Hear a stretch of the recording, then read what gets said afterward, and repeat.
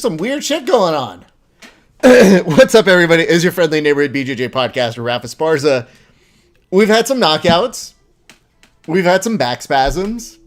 It's normal. It's fine. Everything's fine. Anyway, unfortunate sort of situation going on just on the UFC telecast right now. It was supposed to be Chaz Skelly versus Jamal Emmers. Jamal Emmers was not even able to make it out to the octagon, while Chaz Skelly was just kind of warming up inside of there. He had already made the walk out. A very confusing situation. We kind of were about to go. And when I say we were about to go, I had made plans to start the broadcast. And then I said, oh, it seems like they're not ready to start this fight. So it is a very confusing situation. I still am very glad that you guys are here. My name is Rafa Esparza. Welcome to the show. If you like us, give some love to our friends over here, over at Manscaped. Look at that. Use the promo code VerbalTap for 20% off. Also, just a great day to have you guys here. It's nice to have some UFC playing in the background. It's nice to get together. But yes, the next fight that is coming up is going to be Shauna Dobson versus Casey O'Neill. That's coming up in just a few minutes. We're also going to hear shortly from our good friend, one Senor Dan Hubler, who's going to come in and give you some bets. I guess we'll ask him if he thought that you should have put money on there being back spasms. Because I would not have guessed that if I was a betting man. Also, give some love over to our friends over at Dodgy Collective. We love those guys. Go check out their artwork. Go check out what they do. They're just remarkable people, and we love giving some love to our friends. In the meantime, hit me with your questions. Hit me with your comments, your concerns, your notes, all of those sorts of things.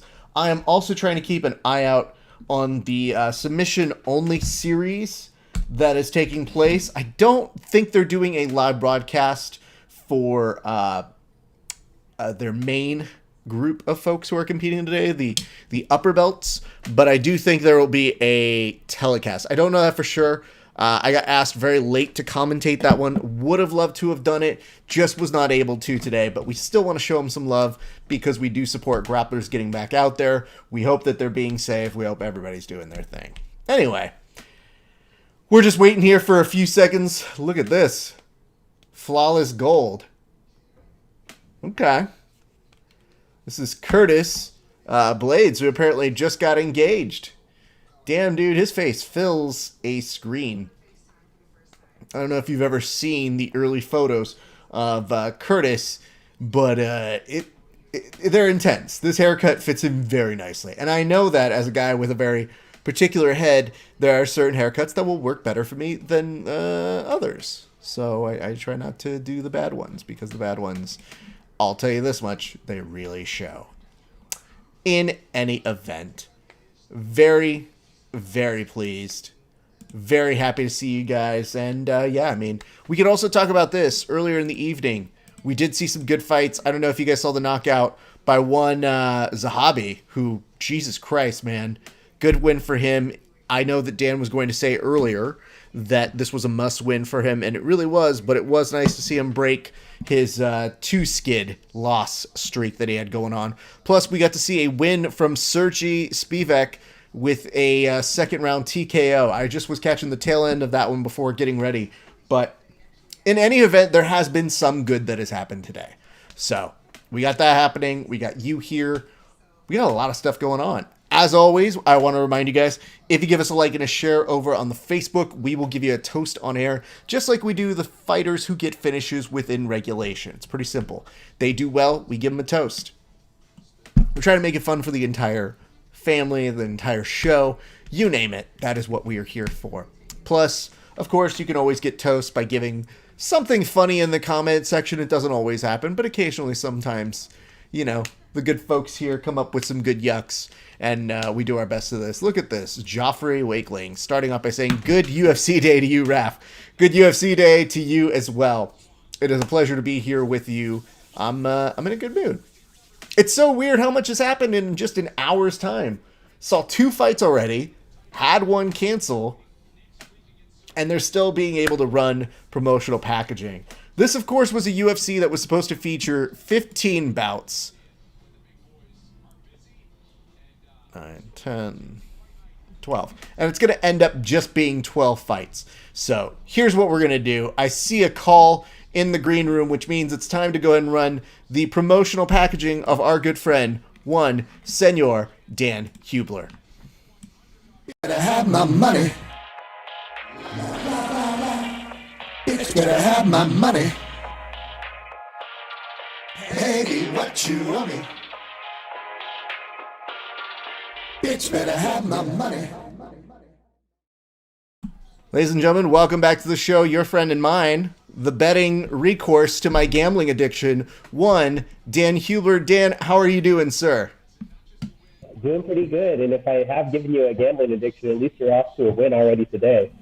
we're behind, but we're off to a good start. Absolutely. I notice your voice is a little muffled right now. Are you having any issues hearing me? I can hear you just fine. Let me make sure my stuff is going all the way. I'll change my microphone. Because it sounds like I am talking to you through a boom tube. And so it's taking me a second here to register if I am hearing things properly. If the audience thinks I'm overreacting here, feel free to tell me in the comments. But I'm pretty sure that we may need to have you just... My stuff is all plugged in. I don't know if I can change this option. Let's do this. I'm going to kick you out. Just join back in. All right. I kicked out Dan. But it's for the good of the show. Bitch better have my money. Don't run his shit again. God damn it. Every time. Yes, it's very confusing at times, kids. We're going to see Dan in just a moment here, but throw us your questions for your bets. Throw us your notes, your comments, your concerns, your hints, your dreams. We haven't been asking for that one lately. Yeah, I think dreams is a good thing to ask. So that's what we got for you guys. Like and a share, like and a share. That is essentially the name of the game. Speaking of which, I'm going to go ahead and give this a share to our good friends over in the Verbal Tap podcast. Join us for some UFC Vegas 19 coverage, back spasms, and all. I guess, yeah.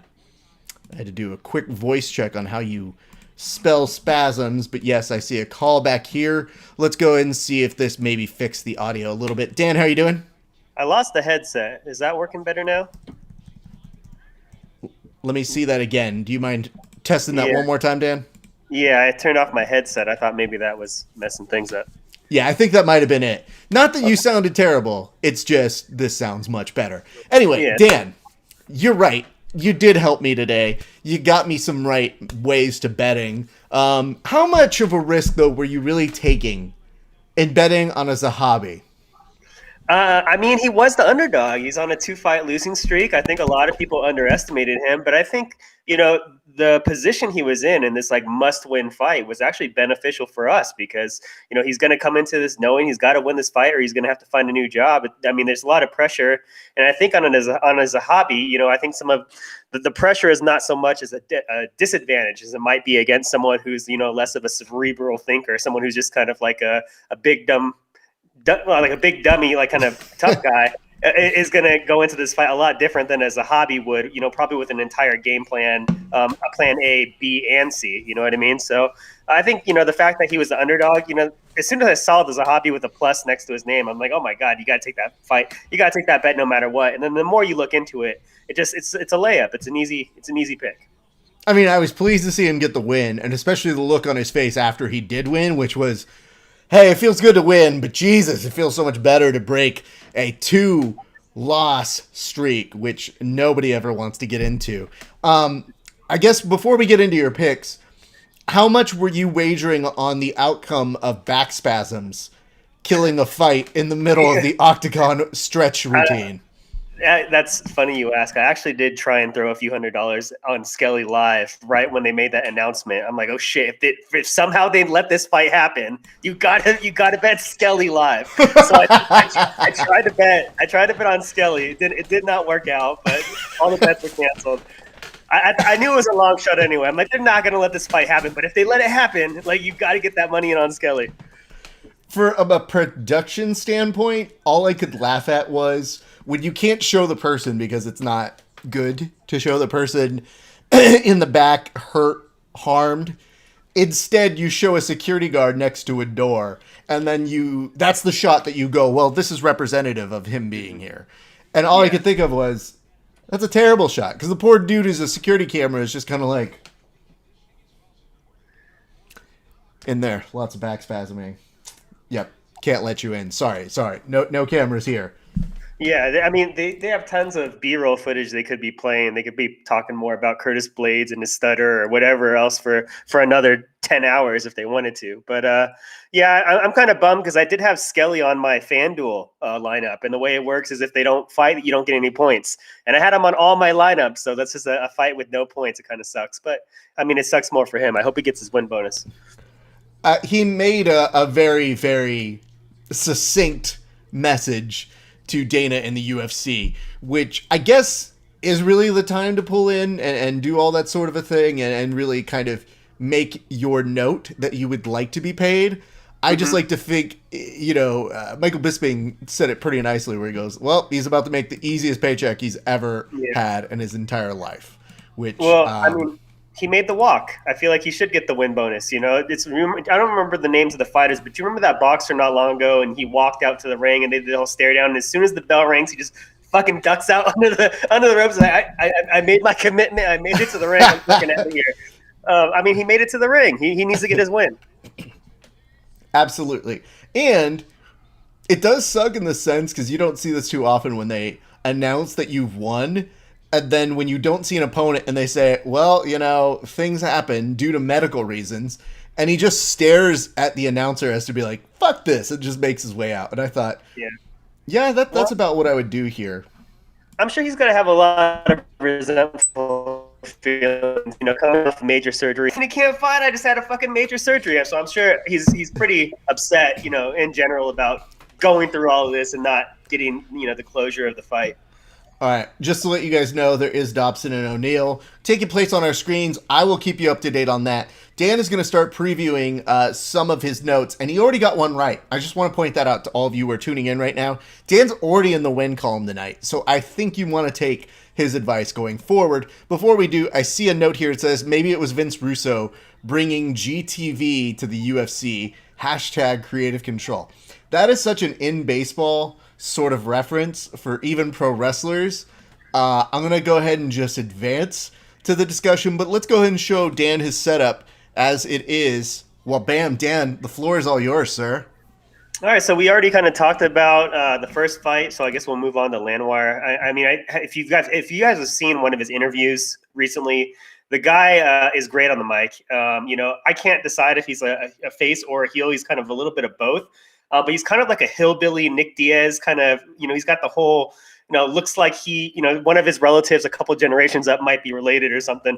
But he's really intimidating when he gets in the cage. He's always forward pressure, throwing a lot of strikes, getting hit a lot too, as we saw in the Elkins fight. But he just doesn't give a shit. And it didn't pay off for him against Burns. Burns landed that perfect knee, right up the middle against him. But against Elkins, the guy just fucking throws. He just doesn't give a shit. He just keeps on throwing. He gets hit quite a bit too, but he lands harder than he gets hit. And did you happen to see the interview between these two guys? They actually made them stand right next to each other and be interviewed before the fight. It was incredibly awkward. But Landwehr completely stuck the character the entire time and standing right next to the guy who's trying to be as, respectful as possible. Landwehr's like, yeah, I think I'm going to knock him out inside of one round. I don't think he can hold his jaw's going to hold. He's like talking shit right next to the guy. I love the fight. I think it's like early contender for like fight of the night. So I'm taking him at nearly even odds, -122. I didn't see any part of that, Dan. So that's all news to me. It's incredible. You got to check that out. They're literally standing right next to each other, being interviewed at the same time, and they're asking him questions like, "So, how do you see this fight going?" It's not just like softball questions. It's like, "What are you going to do to this guy?" And they're like right next to each other. And Rose is being very nice about it. He's like, "Oh well, we're both going to come to entertain, and we're both going to, the very obvious response." And Landwehr is like right there, just like dead serious, deadpan. I'm gonna knock his ass out.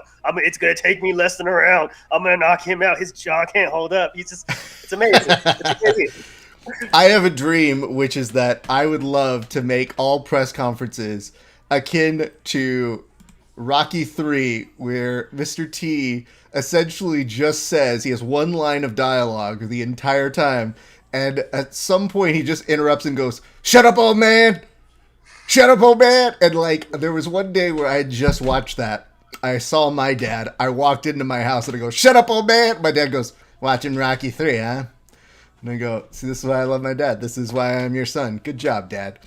But okay, that's a good start. I do want to say this though. I know we mentioned that you were already in the win column, but I wanted to point out just one little couple things that you were talking about with Faraz, or I'm sorry, brother of Faraz, Zahabi.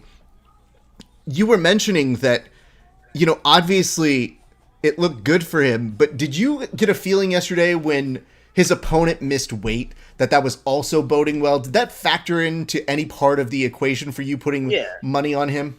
It absolutely did. Just because, I mean, in a short notice fight, you can't really blame a fighter for missing weight, But this fight was booked back in November, and then it was rebooked again back in January. These guys knew they were fighting each other and what weight class they were fighting each other at for, the last 4 or 5 months. So when you come over like 4.5 pounds over, that tells me, that makes me ask questions. How hard was the training? How great is his conditioning?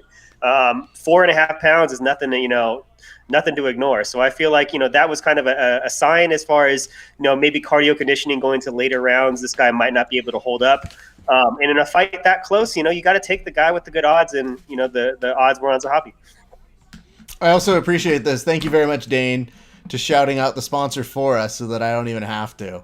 That's a great thing. At a certain point, just getting people to go and remind, if you could throw in there our promo code of verbal tap for 20, that'd be great. You don't have to do our job. It just makes it easier for me so that I can just drink on the show. Anyway, carry on, Dan. Take us. All right, so we're back on the right graphic. The wrong one was up there for a second there. But the next pick is Chavez. Again, very close fight, -120. This is nearly a coin flip of a fight. But I think, he's coming into this definitely with a chip on his shoulder. If you guys watch the weigh-ins, this was one of the face-offs that had the most animosity. And I think Chavez probably is not happy that he keeps fighting these guys who keep missing weight. This is the second time in a row he's gone up against someone who's missed weight. And I'm sure the extra money is pretty nice, but I'm sure he's also just not happy that it keeps happening to him. He very much looked like he had a chip in his shoulders at the weigh-ins. And he has great hand speed. He looks pretty great on the feet. He throws great counters. And we've seen Jaron Gordon knocked out quite a bit in the last couple of years. He rebounded over Chris Fishgold fairly recently last year. But the 2 years before that, he lost 3 fights out of 4, and he got knocked out in all 3 of them. So his chin is going to be tested in this fight. Is it going to hold up? I would say, recent history tells us it's probably not. So when you got a fight that's so close, the line is basically a coin flip, and you got one guy who's probably going to land early and another guy whose chin has not held up great in the last couple of years. I feel like you got to take the side of the coin with Chavez on it, and that's Chavez -120 money line.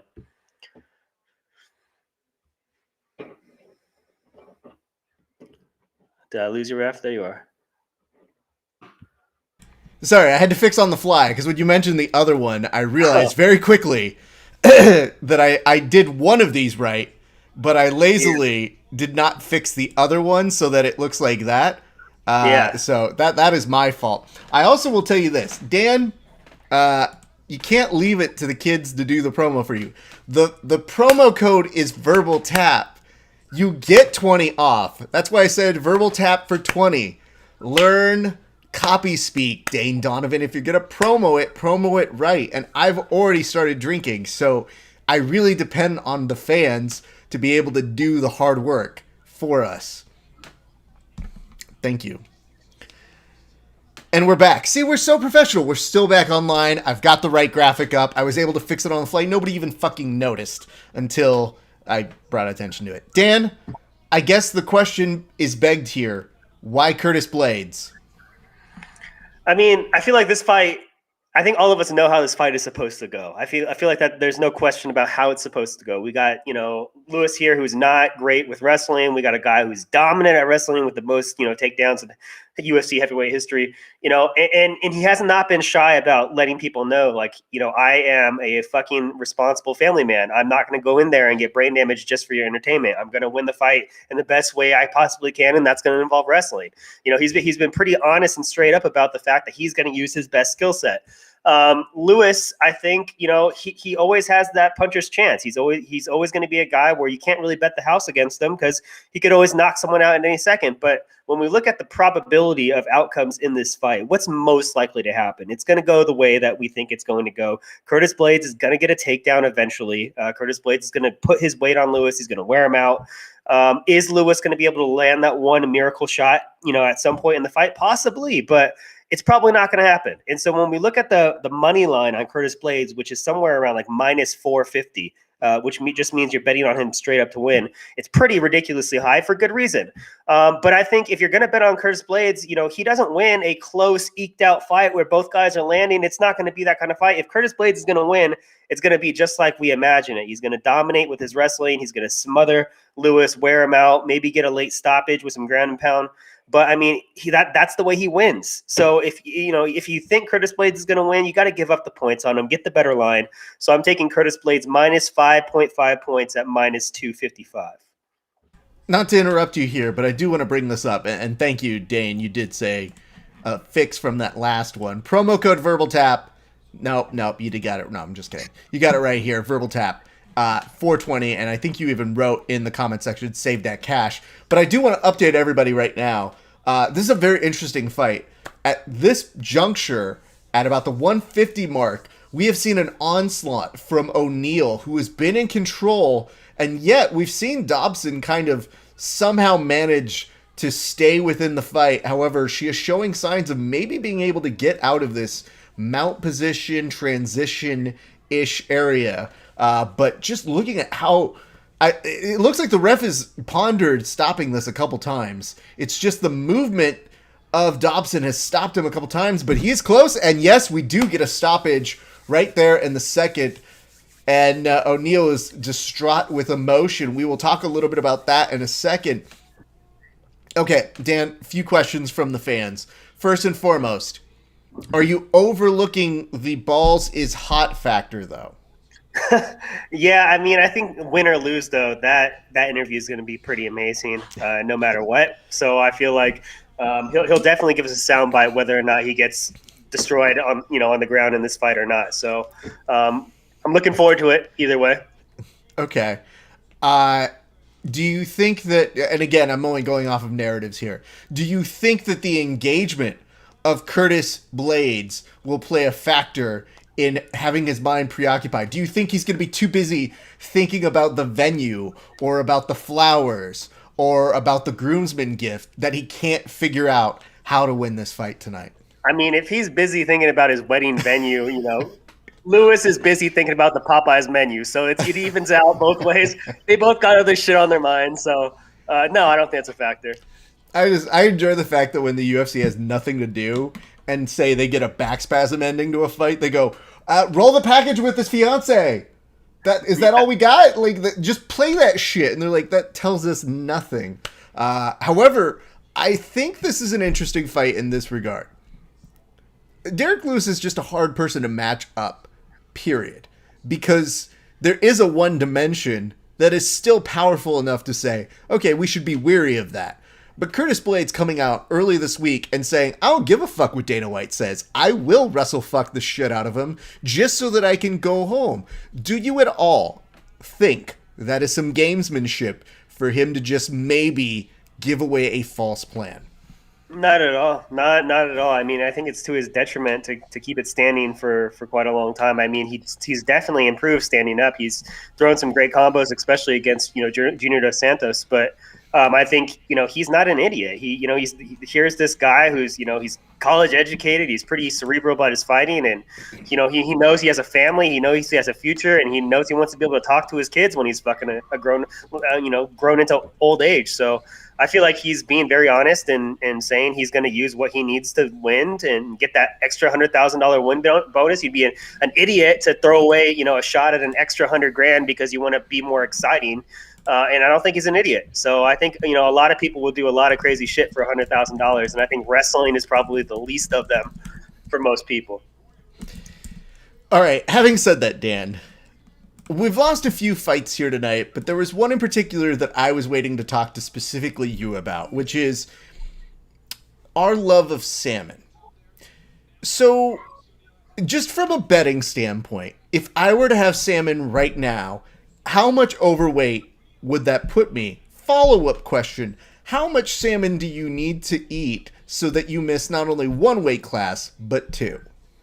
I feel like there was probably a little bit of like lying by omission there. I mean, maybe there was salmon involved, but I feel like it was like a fucking like 30-ounce porterhouse plus salmon. It was like a surf and turf thing, or maybe he went out to like all you can eat sushi and just had a bunch. You can't count the rice. You're only counting the salmon. So I feel like I don't know, man. I don't know how you blame salmon for being off by that much fucking weight. I mean, a pound or so. Okay, I had I had dinner last night. I shouldn't have. It was a piece of salmon. I was over by a pound. But you're over by fucking that much weight. You got to blame something else. Tiramisu, something that makes more sense than fucking salmon.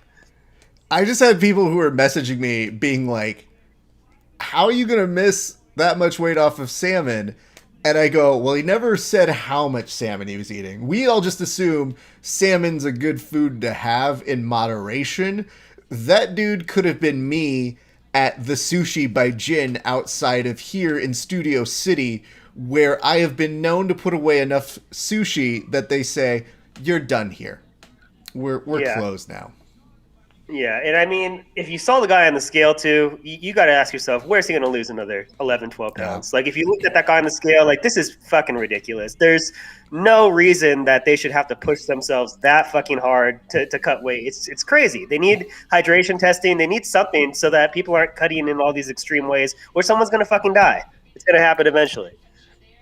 I'll ask one last question on this, which is, what is the acceptable weight for you to continue a fight, and what would be the conditions that you, Dan, the manager, or Dan the fighter, would try to get in terms of a fighter that you're supposed to fight not keeping up to their end of the bargain? Yeah, I feel like you can't go off pounds whatsoever. It has to be, based on percentage of body weight. So if we're talking about a lower weight class, only a few pounds is quite a bit of a difference than we're talking about like light, heavyweight, middleweight, whatever.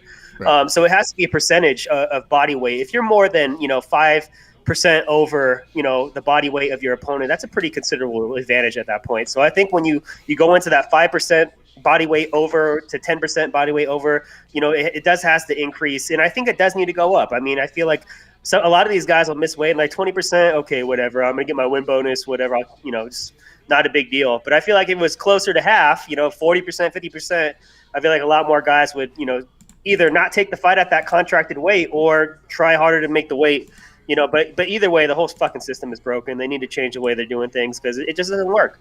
There should be weigh-ins, prior to the week of the fight. They should, be at a certain weight or within a certain range by this date, and then by this date. I mean, it's shocking to have a guy show up 11 and a half pounds over the day before the fight. It's just fucking bullshit. Yeah. I always wonder if you're the nutritionist for that guy, if you just kind of do the equivalent of leaving to Mexico for a couple of weeks after that happens. You're like, dude, I'm so proud. I've been working really hard with Rafael Alves. Ooh, 11 pounds. I'm gonna delete the social media for a few weeks, and got my passport ready. Bye, everybody. It's been fun. Yeah, you just pulled it. I barely fucking knew that guy. We stood for a picture together or something like that. Yeah. That is the ultimate Dana White. I never knew that guy. We were never friends. Yeah, exactly. That's the route that I go. I'm gonna switch it back to the regular here, just so that it is the two of us chatting. Dan, I've been wondering a few things, which was, I didn't get to chat with you last week. What did you make of all things UFC 258? I missed the whole show because I was out camping. We took our Forerunner out on its maiden voyage. We're looking into getting a nice rooftop tent and doing the whole overlander thing. My wife is really into that, so I missed the whole thing.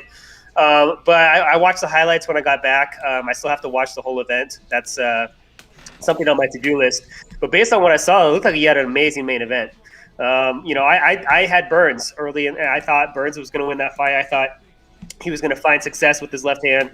And then he got that early knockdown. It looked great for him until it didn't. It's not, and that's why we watch the sport. Anything can fucking happen, and we have these amazing matchups, and it's great. Well, I'm glad that you were able to catch at least some of the highlights. Obviously, when it comes up in the next couple weeks, and it is no longer Dana White coming after those streaming services, then I think you'll enjoy it on the ESPN. But there's a little bit to enjoy. I mean, you'll get to see some dominance from Alexa Grasso. Kelvin Gastelum looked pretty good as to what he does. Ricky Simone over Brian Kelleher was great. But I guess the reason I asked this was, did you get to see the day Jiu-Jitsu died, though? Yeah, I saw that. Yeah, I saw the finish. I didn't see the whole fight.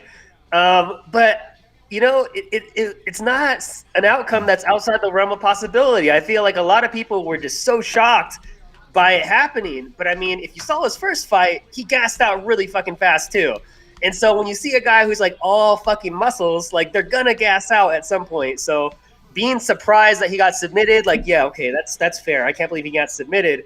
But being surprised that he got so fucking tired that he got submitted, like that's not, outside of the realm of past possibilities.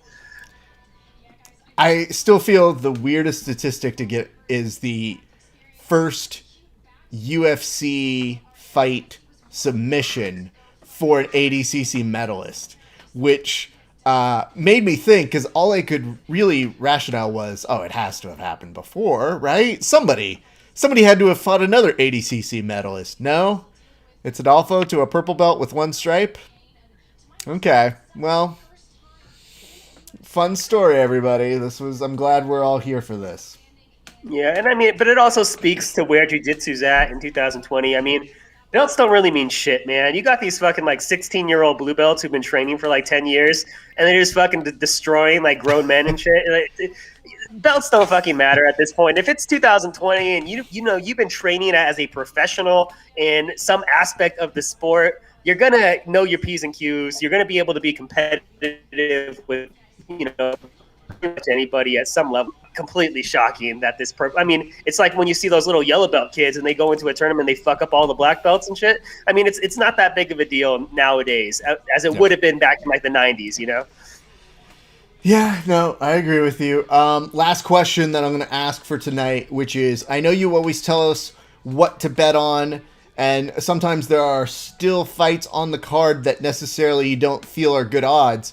Is there one that you're just kind of excited for outside of any betting lines here tonight, sir? Let me take a look at best fight odds real quick.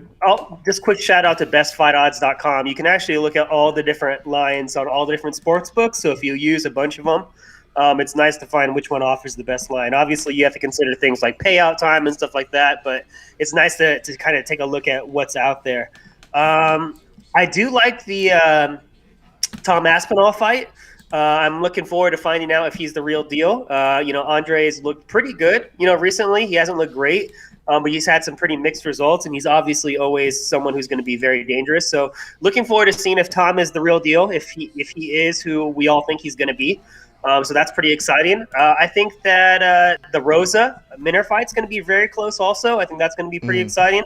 That could be a candidate for fight of the night. I think, if Landwehr and Rosa don't get it, I think it's probably going to go between those two, Rosa and Minor. It's a super close fight, I think, on paper. And then, of course, I am kind of excited for the co-main event, a little bit more so than the main event, because I think Curtis Blades winning that fight using dominant wrestling is a pretty foregone conclusion. But I think, in the co-main, that it's a little closer than the line predicts. Vienna is minus 240, Yana is plus 220, so they're not putting a lot of respect on Yana's name, but they have very similar styles, very plodding, meat and potatoes style of striking, lots of output, lots of volume, and they've both been knocked out. So you don't see a lot of knockouts in women's MMA, but you got a recipe for a woman getting knocked out in the co-main. So I'm excited to watch that one. I wouldn't bet on that one, but I'm excited to watch that one. I dig it. I also want to get your opinion on this haircut right here. This is the next fight. And this is a hairstyling that I just saw on the internet. Does the haircut ever make you just kind of lean a different way and go, you know what, maybe I'll reconsider this? Well, this fight is the one where he stopped, dropped his hands, and hit the Ric Flair woo in the middle of his fight, like several times. So, you have to put that little asterisk next to this mullet because the mullet fucking worked. It worked for this fight. I love it. Dan, we have some cheers to do before we get you on out of here. There were 3 finishes thus far in. They did move the Chaz Skelly and Jamal Emmers off of the ESPN notes here. So there have been 3 for 3 in terms of finishes. Did you want to take one for Zahabi because you were correct on that, and I feel you should be able to take a victory lap on that? Yeah, I'll take it for Zahabi, especially because I posted on my Instagram story, but a lot of times you see line movement right before fight starts. So you'll see a lot of bets coming in late. And all the bets in that fight were going against Zahabi. And, the line kept moving and moving and moving. He was plus 160, plus 170, plus 180. And what did I do? Because I'm a complete idiot. I bet on him every single time. So thanks to Zahabi for not only winning the fight, but winning at even increased odds, closer and closer to the fight starting, and in such dominant fashion. So congratulations. Look at that. Cheers. Cheers to you, sir. I'll do a couple real quick while I've got you. This one goes out to Sergey Spivak. Thank you so much for starting the night off well. Because here's the thing. This has been a really weird card. They promised us 15 fights. We're not getting 15. But here's the good news. You gave us something to work for tonight, and you gave us a standard to hit, especially in the big boy division. Cheers to you. Let's hope we keep this motivation and momentum going. That one should have been stopped a little bit earlier. So you got to say, that was like 2 stoppages in one. Maybe 20 strikes earlier. That deserves 2 drinks. You drink again. Fair enough. I'll take another sip for that. And of course, one last cheers while I've got you. For one, Casey O'Neill. Casey O'Neill, thank you so much for putting on a really good show. Talk about almost getting 2 stoppages in one. That referee was on you guys so long. It made me concerned that he might hurt himself from crouching down from almost wanting to stop the fight, but he ended up stopping it because of the great work you did. Casey O'Neill, congratulations to you. Distraught with emotion, but well deserved. Wabam. Well, Dan, I believe our time has come to an end here. I thank you so much. It's so good to see you. I'm glad you had some good time with the family last week and you got to get a little bit of the recharge to the battery, sir. We missed you last week.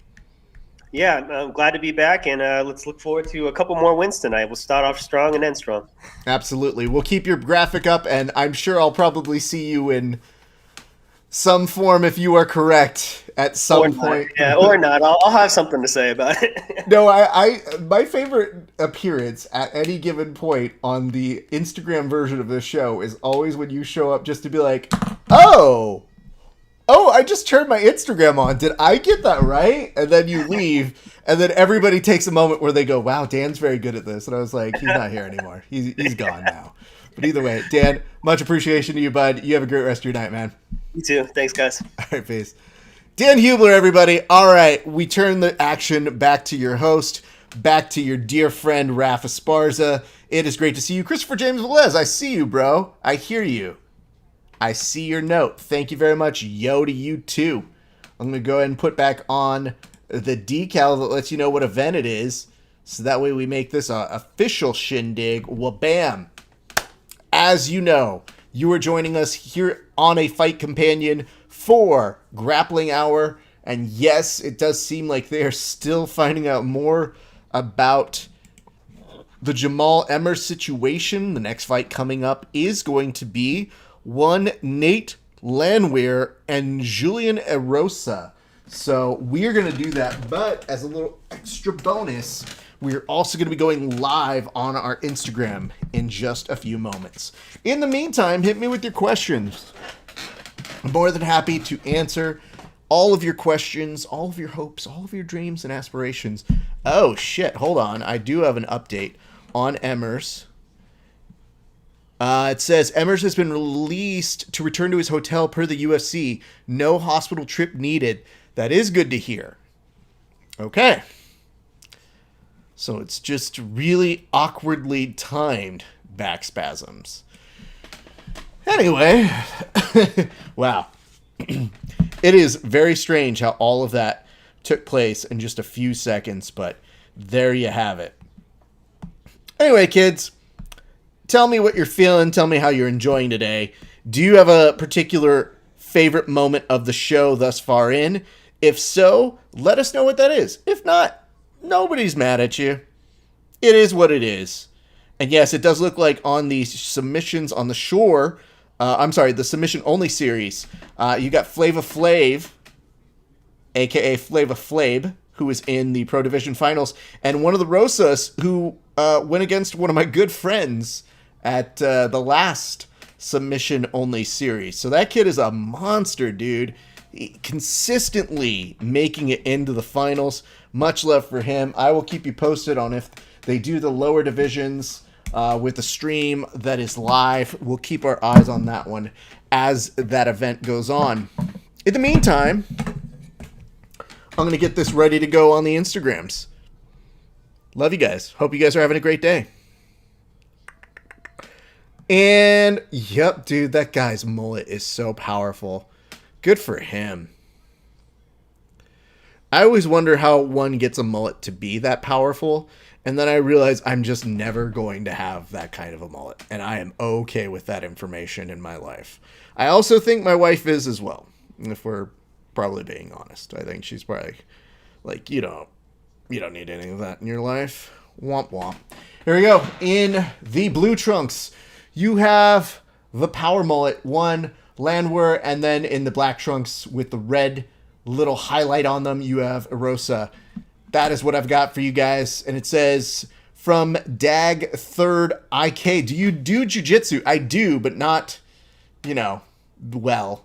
And it says, I can't believe the Korean zombie saved the Lengy stash. Dude, I know. Dan is fucking insane. I thought that he almost had to clear that with us to get rid of the mustache. I almost didn't let him on the air. Normally it's like we have a bouncer on the show. Oh shit, Erosa knocks down Landwehr and is coming in on him. Landwehr reverses the position, knocks him down. This is all within 50 seconds, and now you're seeing a reversal by Erosa once again, coming in, perfectly timed knee, and the referee has come in to stop it. That is the fourth straight finish. It does look like Landwehr is contesting the stoppage with the referee, though he was pretty down in that situation. So, Otku Ranger 69, always got to be a 69. Thank you for your note and your observation. But yeah, to go back to Dag, I do. I'm not great at it, but I love jiu-jitsu. It's a way of life, man. It has been a very difficult year working around not having as much jiu-jitsu in the life, but I still love it so much. So hit me with your questions, your comments, your concerns. I'm enjoying taking all of them from you guys, having some good yucks to start the day. All right, so he does get dropped, and he is not defending himself, and he really doesn't say anything other until he has to back up into the fence. Yeah, that's not great, dude. I don't see you as getting too far in that argument with the ref. Erosa is going to have a great thing to talk about. So, just so that you guys know, what belt am I? Oh, I'm a purple belt. However, probably now with the pandemic, I might have gone back down to blue. It says, Late Landwehr attempted the what the fuck test in very literal sense there, and I think he might have passed it. I don't, because that dude had to bounce off of that cage to get back up in order to get some support on him. Eek. That was not great to see for him. Either way, still a good fight. And you know what? They went so fast we didn't even get on Instagram, so we're going to do that right now. So that way we can make sure we bring more people into the fold here tonight. Woo! Errol Hawani saying, bang, bang, call there. I'd love to see a few more replays. Super close. We definitely see other fights not get stepped in those spots, but that doesn't mean it's wrong. Tough one. No, I'm pretty okay with that one being a stoppage. That dude's arms were nowhere near trying to protect him. Though I'm sure we could see another angle that would elaborate a little bit more. I think Ariel's just being predictably a little too precautious on these sorts of things, as he does. All right, here's what I've got. Let's put this on and ready to go for the Instagram this time for realsies. I see a note here. I'll get to that in a second. It says, purple makes him a dangerous man. No more captain defense. My spell check is working now. I mean, if you say so, dude. I don't know. I had one of my friends who just did a day of gi. He sends me an email, and he goes, I understand Wrathguard so much more. To which I had to tell him, my son, you only think you understand Wrathguard. There are many levels to Wrathguard. Maybe one day, if you're lucky, you will get there. Wrathguard is not just a guard, it's a way of life, kids. But, yeah, I'm all right. Been a purple belt for a couple of years, especially in pandemic. We're all in the quantum realm in terms of not getting promoted. So I'm in for a good Vegas residency of being at a purple belt.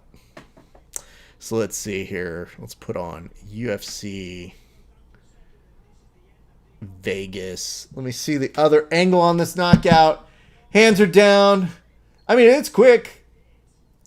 But dude, he took one savage knee to the face and seemed to be a little bit unable to power out of that. Rosa is being interviewed now by Michael Bisping. Let's see what he has to say.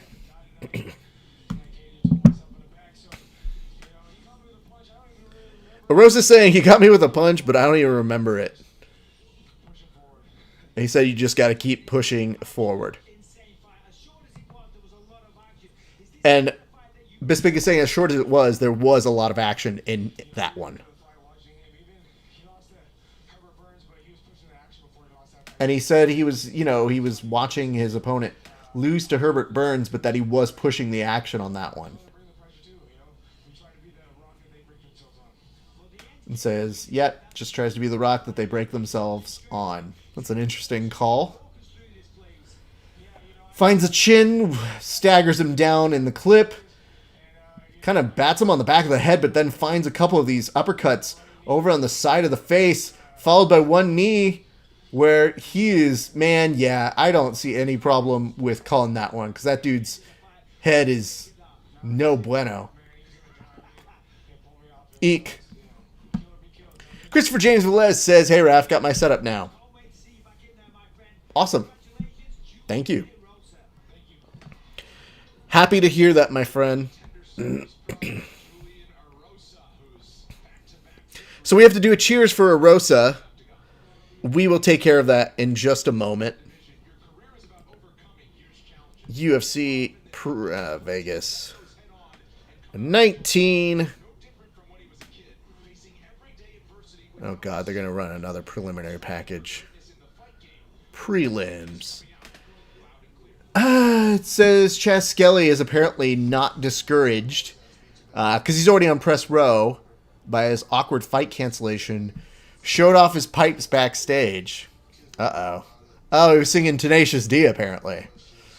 Good for him. That's good. Good stuff.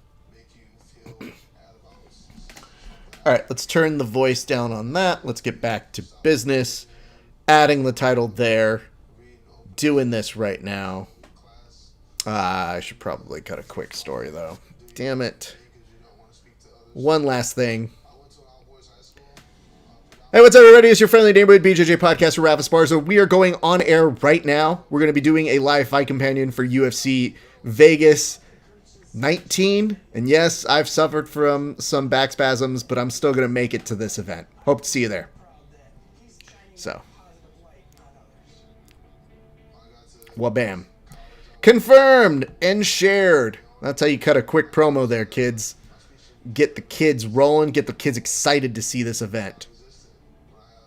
Let me see what notes we've got over this way.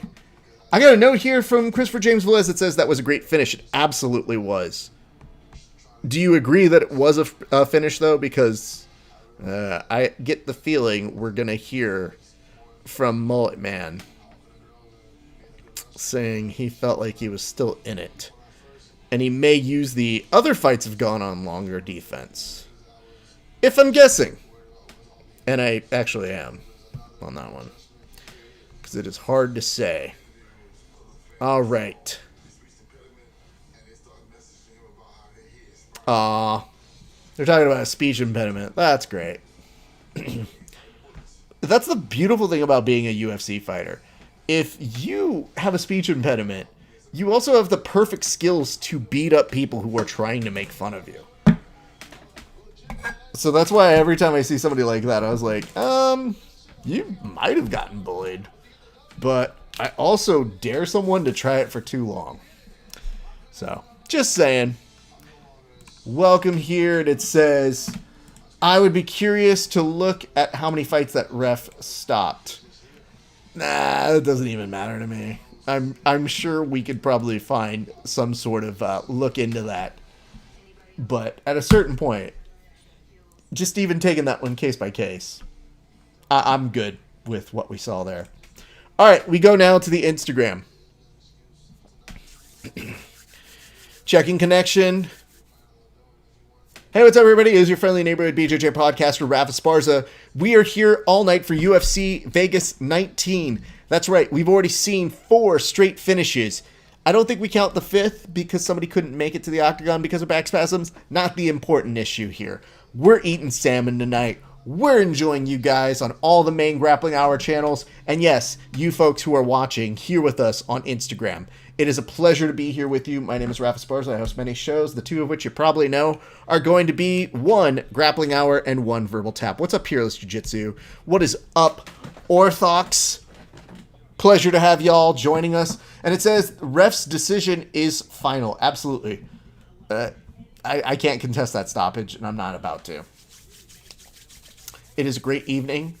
We are pleased to have you guys joining us on this today. Look at this.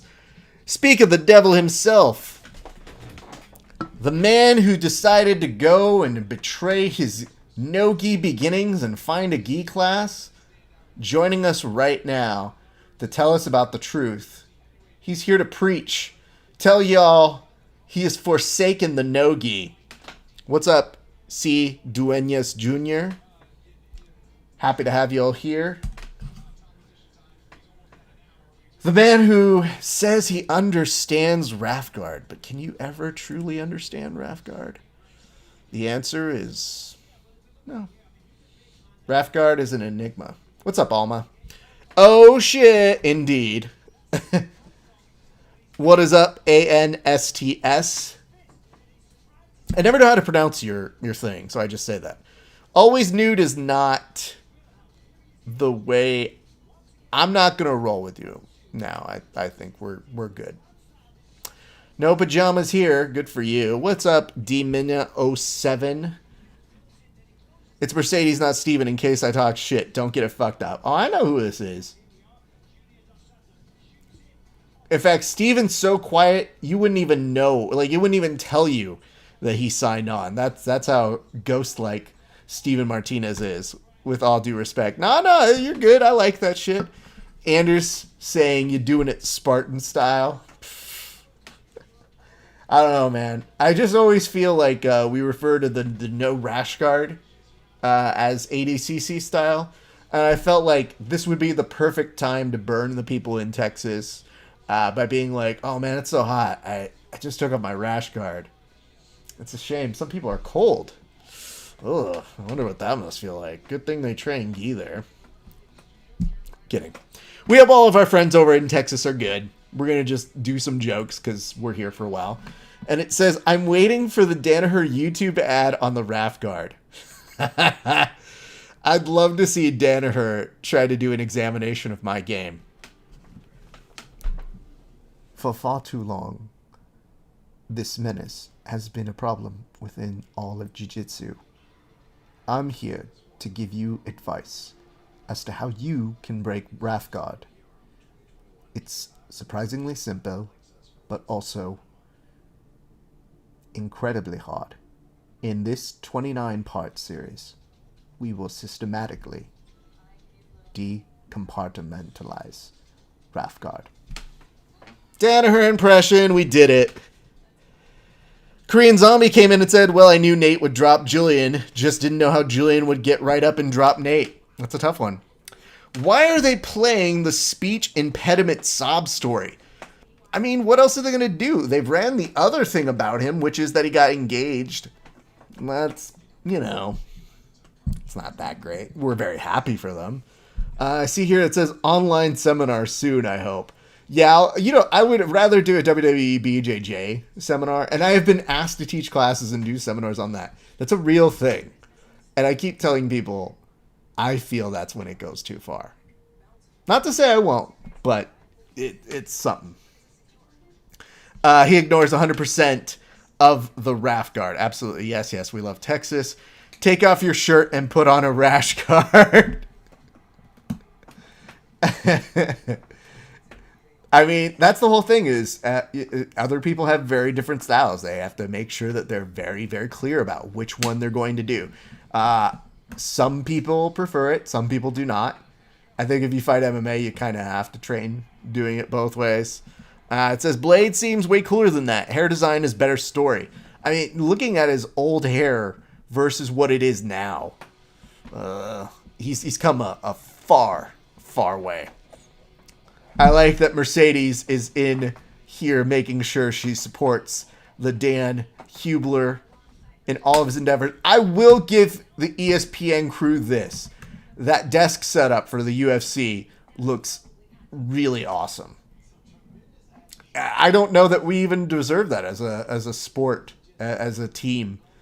So I'm very happy to see Karen Bryant, friend of the show, on that. It says, okay, I'm getting my beer out of my trunk. Please do.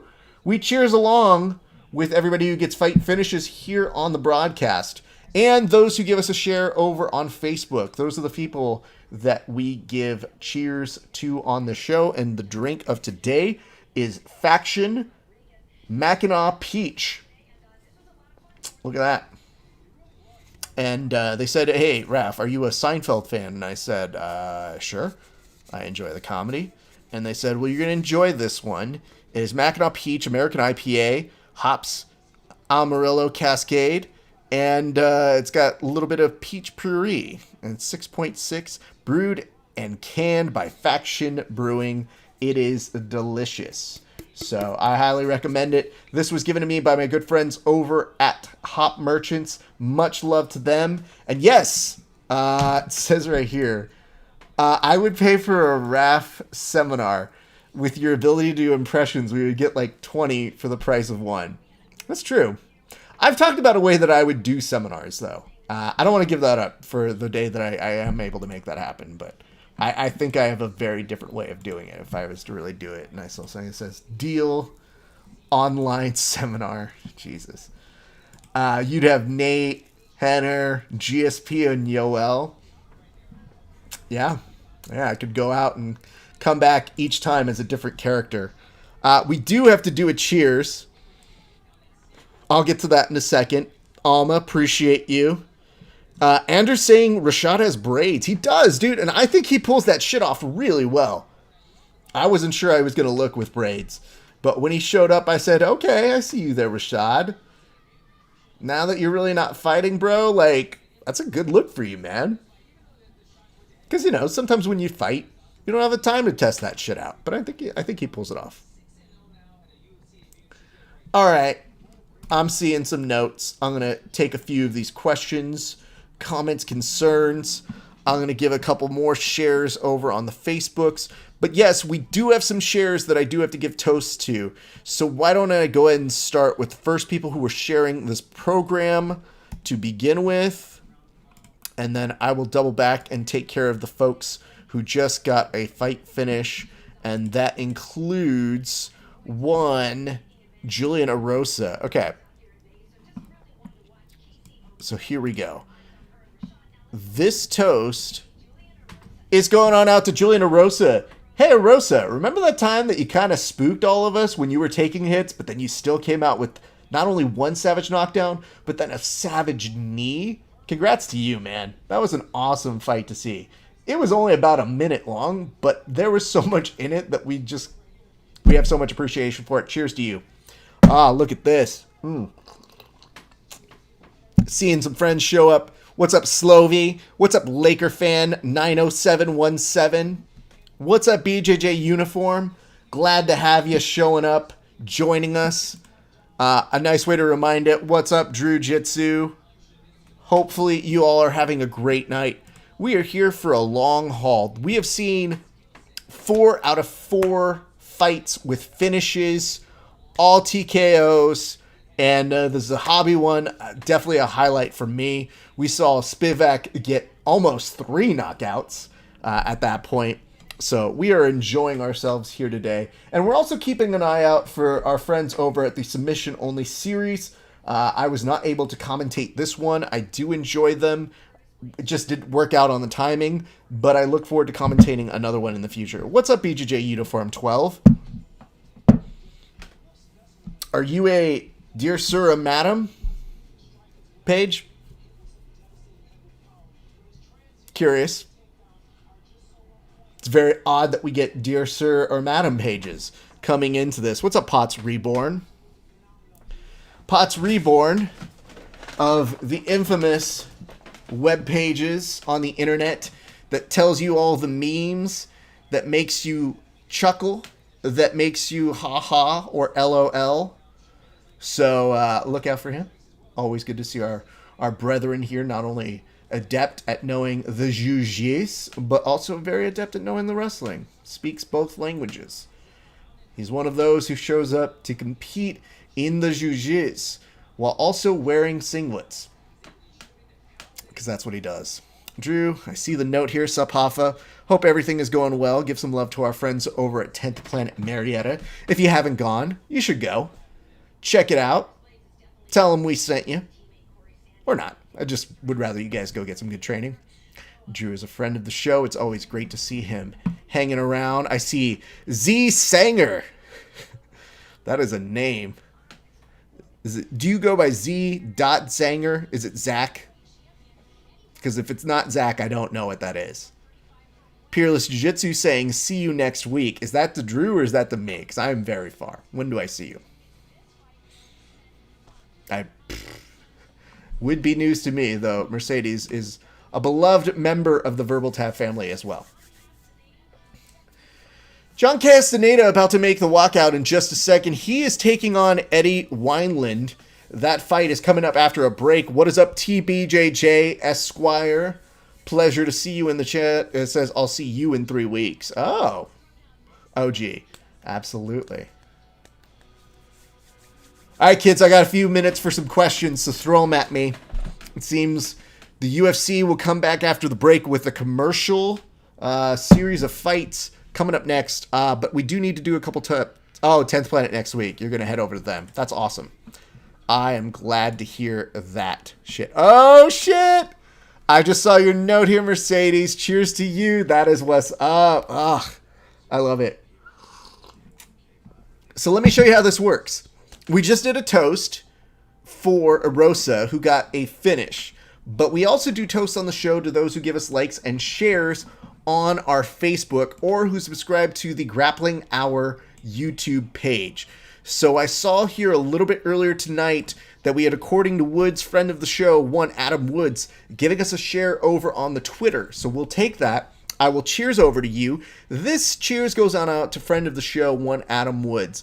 Adam Woods was instrumental in making the blood sport event in pro wrestling a real thing. And I want to give him credit for that because not only did he interview all of the participants of the Josh Barnett's blood sport event, but he has been out there consistently giving you interviews that are almost as good as mine.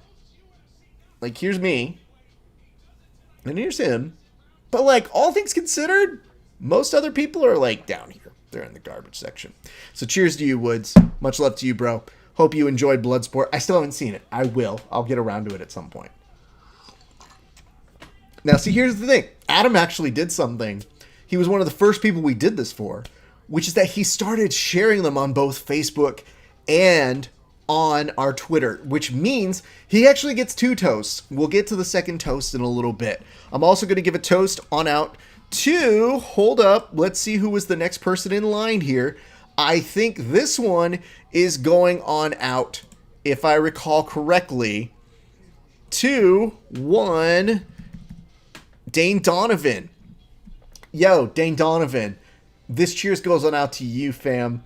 The people over at Manscaped told me that they don't make requirements for people who should use their products, but they definitely say you should probably get one of those things. And they won't name names, but they will say it was a special somebody in your life that said he could use a trim. Hey, don't go ADCC style without Manscaped. Cheers. I think that's a good way of putting it. We should cut that as a commercial. That's so stupid.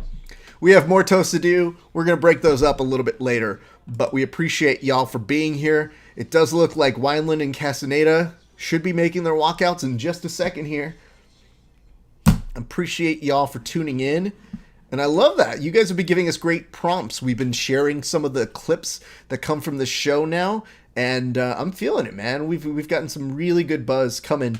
People really seem to enjoy the Henner prompt that y'all gave me. Shout out to Christopher for that one. They also seem to enjoy the corner man needs to know how to take a selfie. So who knows?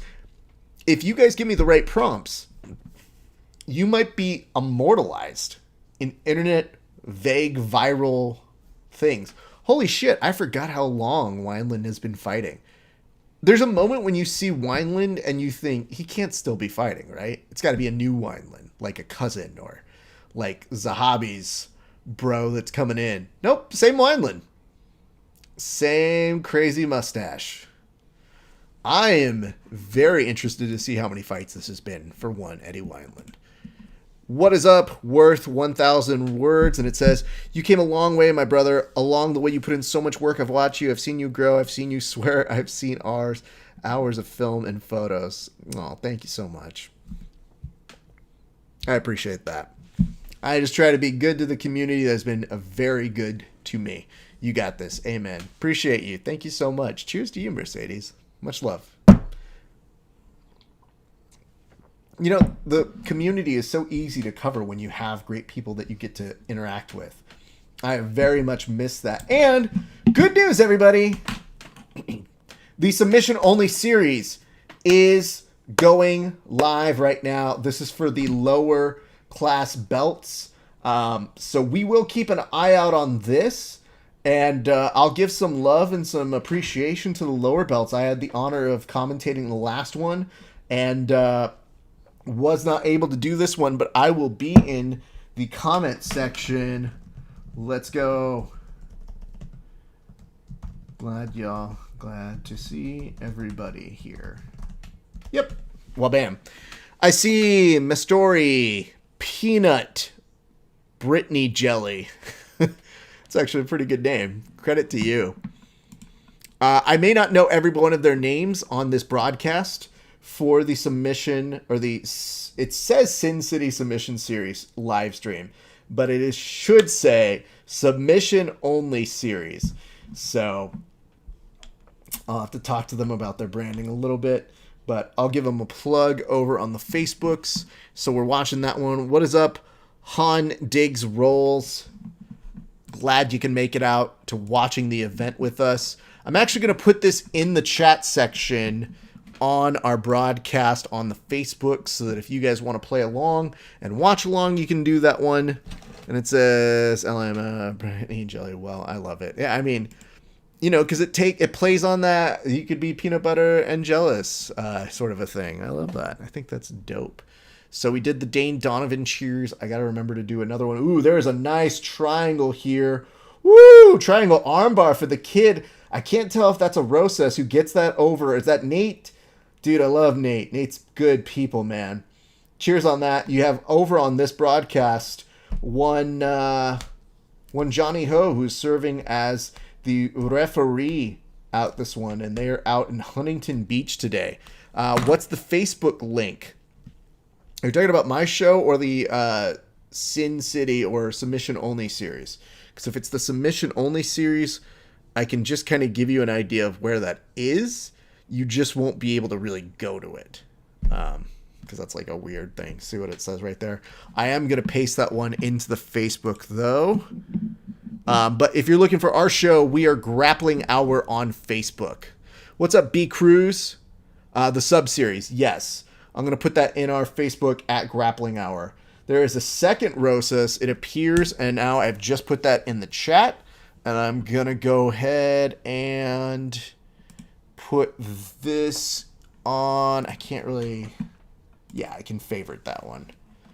So there you have it. That is one of our favorite comments. B Cruz saying what's up. I'm saying what's up to you, fam. I'm doing good, man. It is a beautiful day. Please, happy to.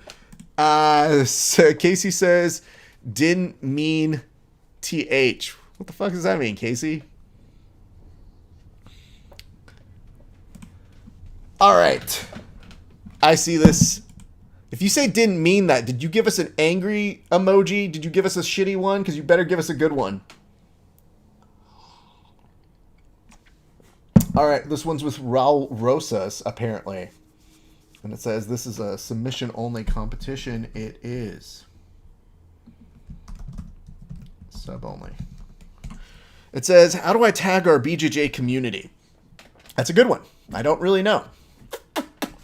This one's tough because I don't know if you can directly share this to your Instagram stories. If you can, you're welcome to. I figured that out. Casey Blondo, you gave us an angry face? Well, fix that shit. Give us a smiley face or some other bullshit. You know that the angry faces don't mean as much as like hearts? Fuckers. It's a good match over here. Meanwhile, back on the main telecast, we do have some things going on. It says, how would I tag your BJJ community so I can see your ass? You know what you could do? You could take a snapshot of this, and then you could say, go check it out on the Verbal Tap cast page on Instagram. We got a live program. Watch the Fight Companion with Raph. However that works, I see that. I see that tag, and I'll go ahead and give a cheers right here. I mean, Casey Blondo is a dear, dear long friend of the show. He and I have had so many rounds together, and then he ran away to Texas. Like some bitch that he is. It's all right. He was running away because I was beating him up too much. That's what we were talking about. I think that's why he's giving the angry face, if we're being honest. It's a shame. I see a front headlock over on the submission-only series. Meanwhile, the stand-up is looking very nice. You do have Wineland in the white and Castaneda in the black trunks. Nice exchanges by both gentlemen. And I did want to go over here. Eddie Wineland is only the tender young age of, I believe it is 136 years young. He has not fought since June 6, 2020, and that was a loss to Sean O'Malley, just to give you an idea of how long he's been fighting.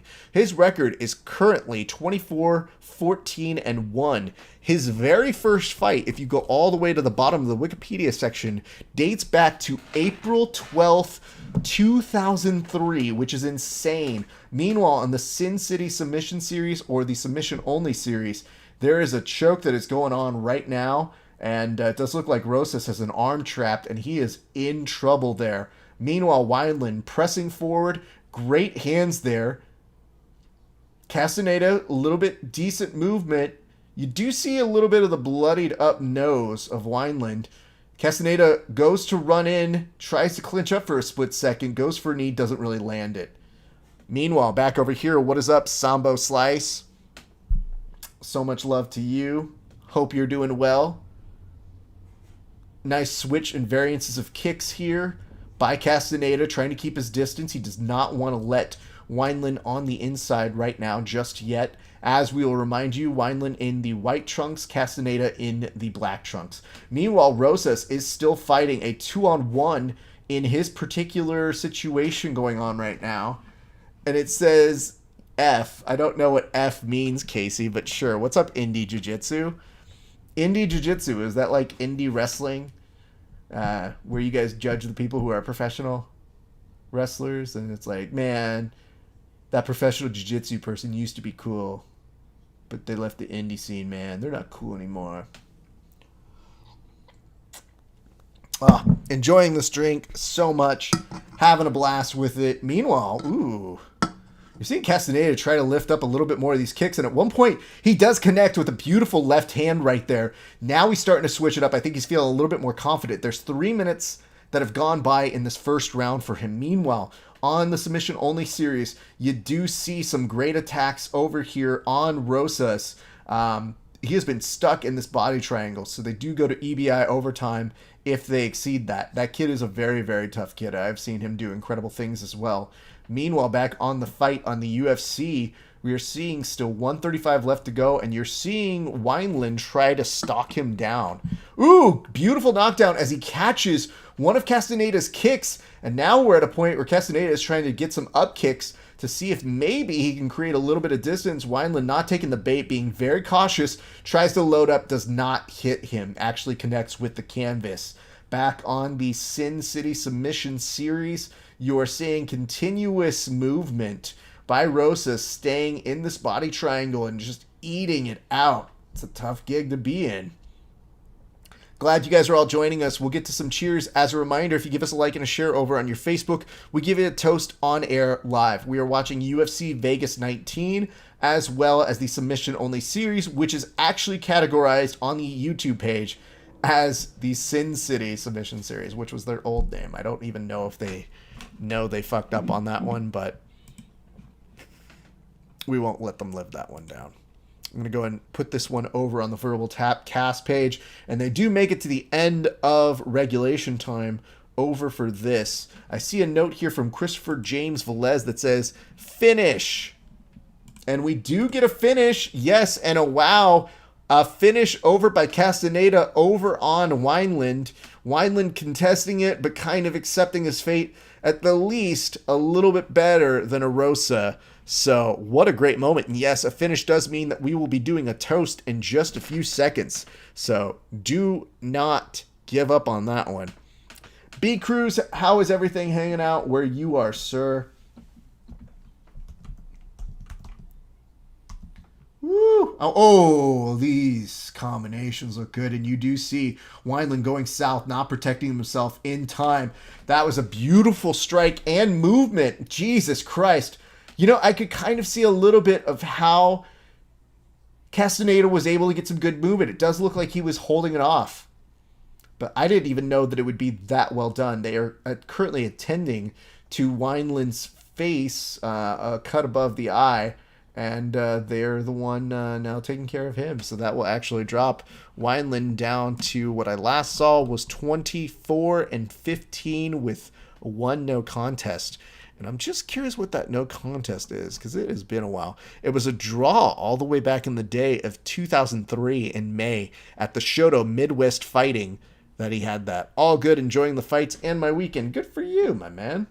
That's what's up. I do see an armbar here by Arosas, but it does look like he will probably spin. Oh, Jesus, he was going to swing his way out of that one. Good on him. Well, I'm glad we got all you guys joining us for today. It is a blessed... No, I'm not going to say that. Hashtag blessed. Yeah. It is a great day. We'll say that. That seems like a good way of putting it. Hashtag blessed makes me sound like the whitest of white girls. I'm so blessed. Hashtag blessed. Thank you, guys. Watch along with us as we also watch UFC Vegas 19. Woo! So, this kid's known as Sexy Mexi. That's the nickname? Alright. It's a good first draft. I don't know that that's going to be the nickname I'd like to go by. Be like, is there a Sexy Mexi here? Yeah. Who wants to know?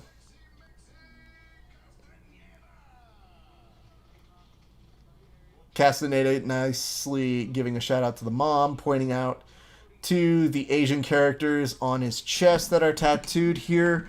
LA2LB says, should Wineland retire? I mean, dude, if you're getting near 20 years of fighting, it should be a consideration. Repatis Gracie, congrats to you. Does look like Rosas may advance here. I'm going to find out in just a moment as they are chaotically moving the camera around. Nope, they're going to go to another period of overtime as Johnny Ho is addressing them into the center of the mat at the camera. Yeah, I would like to see him retire. That's just me, though. We'll see what the kid has to say in a second, but he is getting a toast, and so can you. How do you get a toast? Give us a like and a share over on your Facebook. We take care of you just like the fighters who get finishes within regulations. So don't go anywhere. Stay with us. I believe we have a couple more fights here in the prelims. Then we take a little bit of a break for about 10 minutes. Actually, we have one more. This is Jared Gordon versus Danny Chavez. And very excited to see how this one plays out. Holy shit. The Rosas kid is trying to hit a twister here, and he has a knowledgeable enough of an opponent. Get out. Oh, shit. He does have a twister here. Oh, his opponent's fighting the hands, but this is close, dude. That could be a twister finish for the Rosas. Over on the submission-only series, his opponent fights the hands, moves to get out there. Man, that's how you know this is the overtime that the 10th Planet kids want. He fights the legs, and he does manage to get out of that.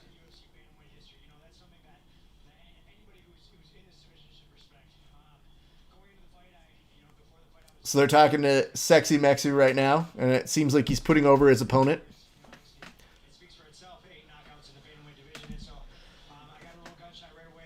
And he was saying at first he got a little gun-shy given the fact that his opponent has a large history within the UFC.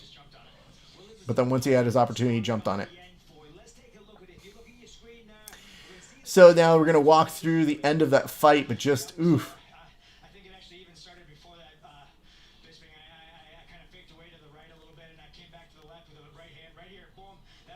Yeah, that fake to the left and then coming back in with the right was beautiful. That was the first thing that stuck out to me, was just that movement. And he says he works on it all the time at the Minnesota Martial Arts Academy. Bisping is talking about taking your time at the beginning of the fight, asking how that goes for him and how that felt.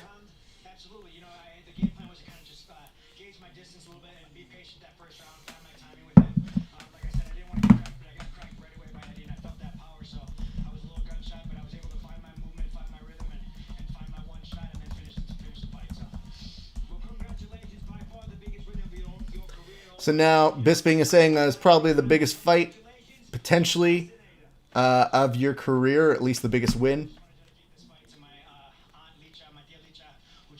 And he's dedicating the fight to his Aunt Licha, who just passed away.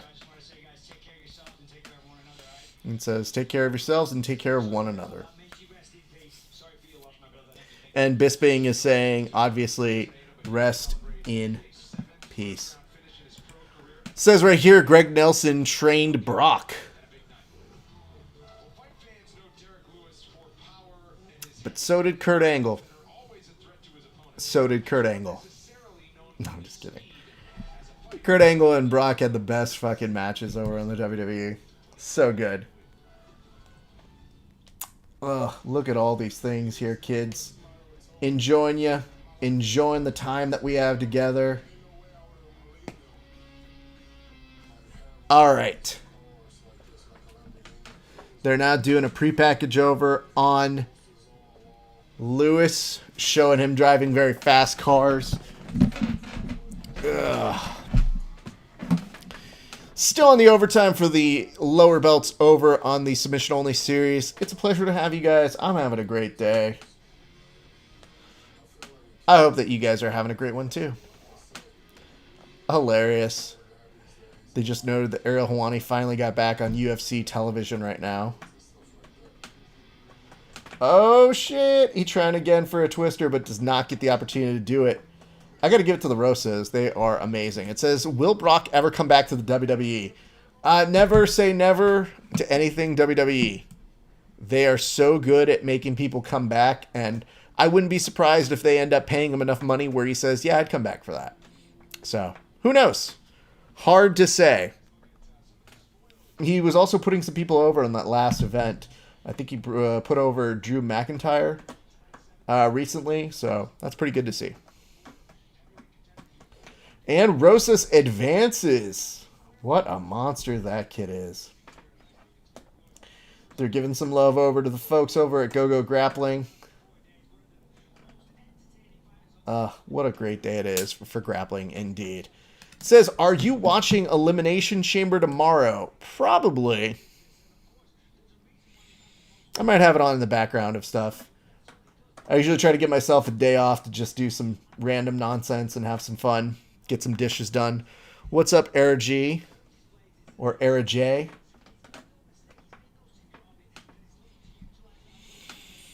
Oh, well, throw your questions at me. I love this. LA2LB, you ask some of the better questions. Hit me with the comments, questions, concerns, hints, allegations. We have one more fight for the prelims, and then we go there. Look at this, Jack Close, giving us some love. Appreciate you following the page here. Also appreciate Andrew Loya, Richana, Connor, Gardine. Thank you so much. We appreciate you guys giving us some support. It means the world to us. Yeah, I switch on and off. At some point, I will be watching parts of the Elimination Chamber because it is important to keep up with that, my friends. WWE always leads the way on the production. The UFC always follows suit. So it is good to stay on top of that whenever possible. Let me see here. I'm going to give that a quick like. And, yup. Some good matches, though, sir. It says, is Edge too old? No. No, Edge is, dude. Edge is timeless, man. And I'm so proud of him, dude. Edge is coming out here, main eventing WrestleMania, 50 some odd minutes in the Royal Rumble. Granted, he was lying down for most of it, but that's okay. That's the point of the Royal Rumble. You're supposed to just chill for a little bit. No, I've got a lot of respect for Edge, so I hope that he goes in there, puts over some of the new kids, gets some good finish to the career that was cut tragically too short from doing other shit. I mean, that's the hard part, is these guys beat up their bodies so bad. When he announced he was retiring, it was a little bit of a shock because you think, I know you're older, but you're not that old, Edge. And it says, Edge's neck may be better than 80% of the roster. That's true. It's just, you know, when you're around for so long, you have the ability to tell a story. He has that thing where he was also pressing the company forward in new ways. But he also had the old school training. So whenever you have people who speak those languages that kind of are between generations, it's really good and really important. What's up, Fighter Yogi? I'm going to go ahead and guess that makes you a yoga person, right? That's what you guys all call yourselves, right?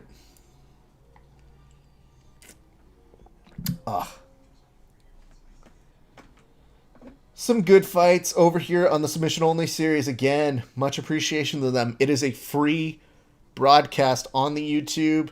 Appreciate seeing young grapplers get their due. We'll see who ends up winning some of these events. But I see a head and arm triangle here, and it is looking solid. He's blocking the hip. He just really needs to come down parallel to his opponent over here on the Submission Only series. He can finish this. His opponent is starting to get a little more concerned, and there's a lot of pressure being put down here. Now almost trying to turn this into a choke variation of a cross, almost like a rear naked choke grip. I prefer to see him just flatten out here, but his opponent has re-guarded and gotten out of it. Well done. That's good stuff there. Great submission awareness by his opponent on the Submission Only series. Again, you guys can watch that over on, I think we have it put up somewhere around here. What's up, Noise Peter? Do you say that as noise, Peter? Just curious. Yeah. Just sounds like it's noise. We're going to do some cheerses. Keep up on that. As we want to remind you guys, we're going to take a break at the 5 p.m. area. So somewhere in that vicinity, we're going to take a little bit of a breather. We're going to come back. We're going to hit this thing strong after this next fight. So we got one more fight, and then we take a little bit of, I wouldn't say a siesta, but something akin to that. Peter just saying, yo, with a pirate flag that has dead written all over it. Appreciate that. And I see you saying, cool, brother. Awesome. Appreciate it. Let me go ahead and make sure we're going to go and catch up on another cheers here from one that came out a little bit earlier. But we are watching UFC Vegas 19. It's just a good day, dude. Woo! Submission only series. We are seeing a good series right there. And it says, Ric Flair impregnated Lacey Evans. That would seem to be what they're suggesting there, right? It's weird. It says, no, Pirates mean we taking over. You better not be taking over this broadcast, fam. This is my broadcast. You can take over whatever else you want. Just don't take over this. This is mine. Young gentleman on the screen ends up with a win. Saw him get, I think, what could have been like a bulldog choke. Unfortunately, they do not have repeat there, but I need to see here. Side control isn't a submission. That's fascinating. Yeah, I don't know about this Ric Flair thing, but I will tell you that when I saw Ric Flair with Lacey Evans and they were doing that whole shtick where he's like, she should call me daddy. And I thought, yeah, that has Vince written all over it. If I didn't know Vince was doing it, I'd for sure know now it is. It says MMA taking over the world. I hope so, man. MMA and grappling. That's what keeps us happy here on the show. Makes us fulfilled. Makes us enjoy our days. But I'm appreciating y'all for coming in, stopping, taking some time to chat with us here on the show. So what's going on new with y'all? What is happening? What are you guys been into? Tell us in the comment section, and we're going to keep this thing nice and rolling, kids. Damn. So, still talking a little bit more. Background, Team Cabon. Well, that's boring. And it says, a bit inappropriate, Mr. Flair. Yeah, I didn't get what that's all about with that. And saying that over to, what's her face, to Charlotte. You always think to yourself, hasn't this family been through enough? We don't need a fake pregnancy angle here. I think we're good. It says their moving company picked up all my stuff and we're in a hotel for 2 weeks. We'll stay safe. I see that, though. According to Woods, reminding people how to spell Ric Flair. Absolutely. It's R-I-C, not R-I-C-K. Eek. It's a good time to remind everybody. It says, just got back from joyriding, St. Pete, Florida. Beautiful day. That's awesome, dude.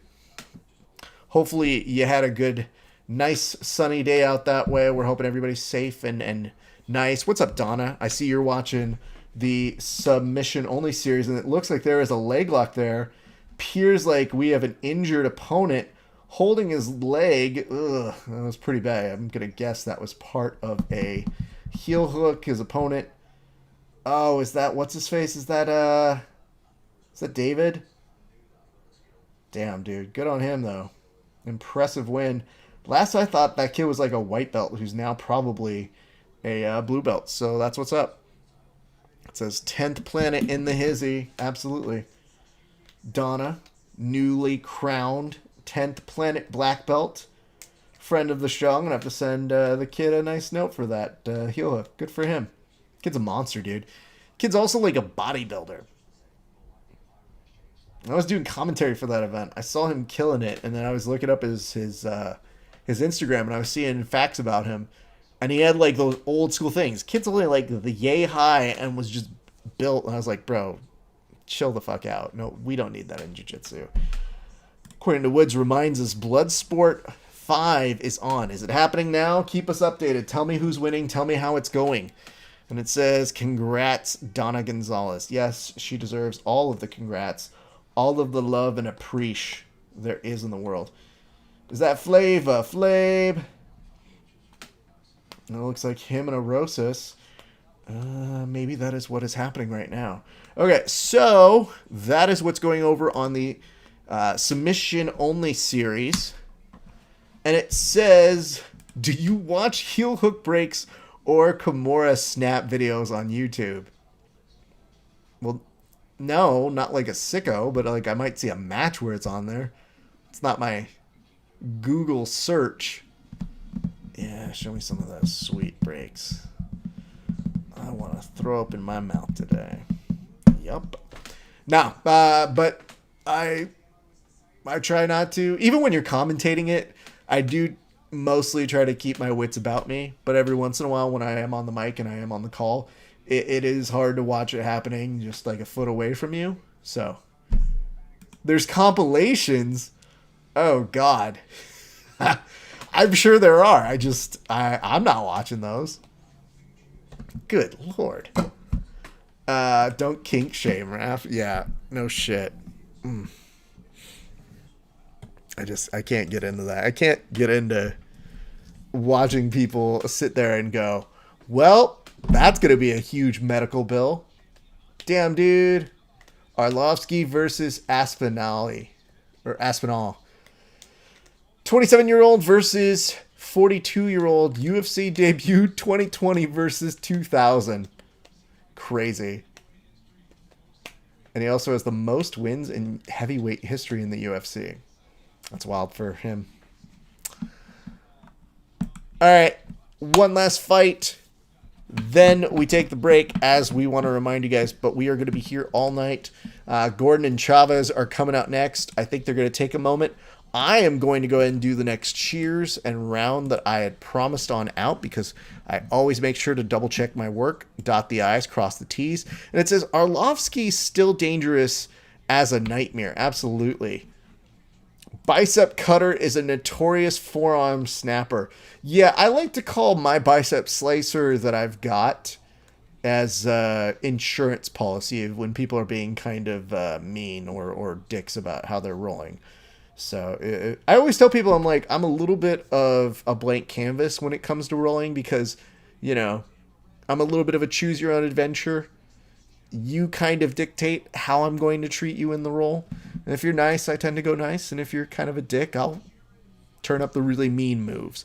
What's up, Chops and Chops MMA? My pals, my friends over on the East Coast. Hope you guys are staying safe. Hope all is going well. Always out there putting out the best thirst, jiu-jitsu, and MMA content. Always go check out Chops and Chops MMA. I am curious, though, what our friends are going to be putting together for this year's WWE BJJ week. I'm just saying. What are they going to be putting out there? Because they've put out some pretty good content over the years. But it's about that time. We're about a month away here, kids. WWE BJJ week is just a little over a month away. So keep your eyes and ears out, and we'll see if they're still able to kill it. We'll see if they're still the topper echelon of WWE BJJ submissions. A lot has happened in 2 years. And yes, we didn't have one last year, but as you remember, there was a goddamn pandemic that was just starting then. And I still had people messaging me, asking me, when should I submit something to you for WWE BJJ week? Can't go into details, but I'll have some TLC. Yo, on the real, I tweeted this out yesterday, and I mean every word of it, but I work in production in entertainment, and somebody sent out an email, and I kid you not. It said something to the effect of, they said, hey, can we find out some information on the tables and the chairs? And my brain immediately did an autofill where I said, oh, they're going to get us ladders too? Oh, shit. Yeah, I probably watched too much wrestling, huh? Yeah. Yeah, that's how you know. They literally said tables and chairs, and I immediately thought we're going to make this a TLC match. Love hearing that. Can't wait to see what you guys do. Let me go and... Okay, I did that. I said that we were going to get there. Looks like Flava Flav is on a triangle choke. It's looking pretty good here. He's trying to cup the leg underneath to scoop in his opponent. His opponent's still posturing out. That arm is trapped, and he's going to start attacking that arm. The posture does break it, so good for him. What is up, Ralph ZG? I see a note here that says, is the wind rattling your house? No.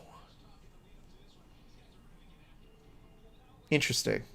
I don't know where that's coming from. Are you hearing extra shit on there? Should I just lower the volume? We'll see.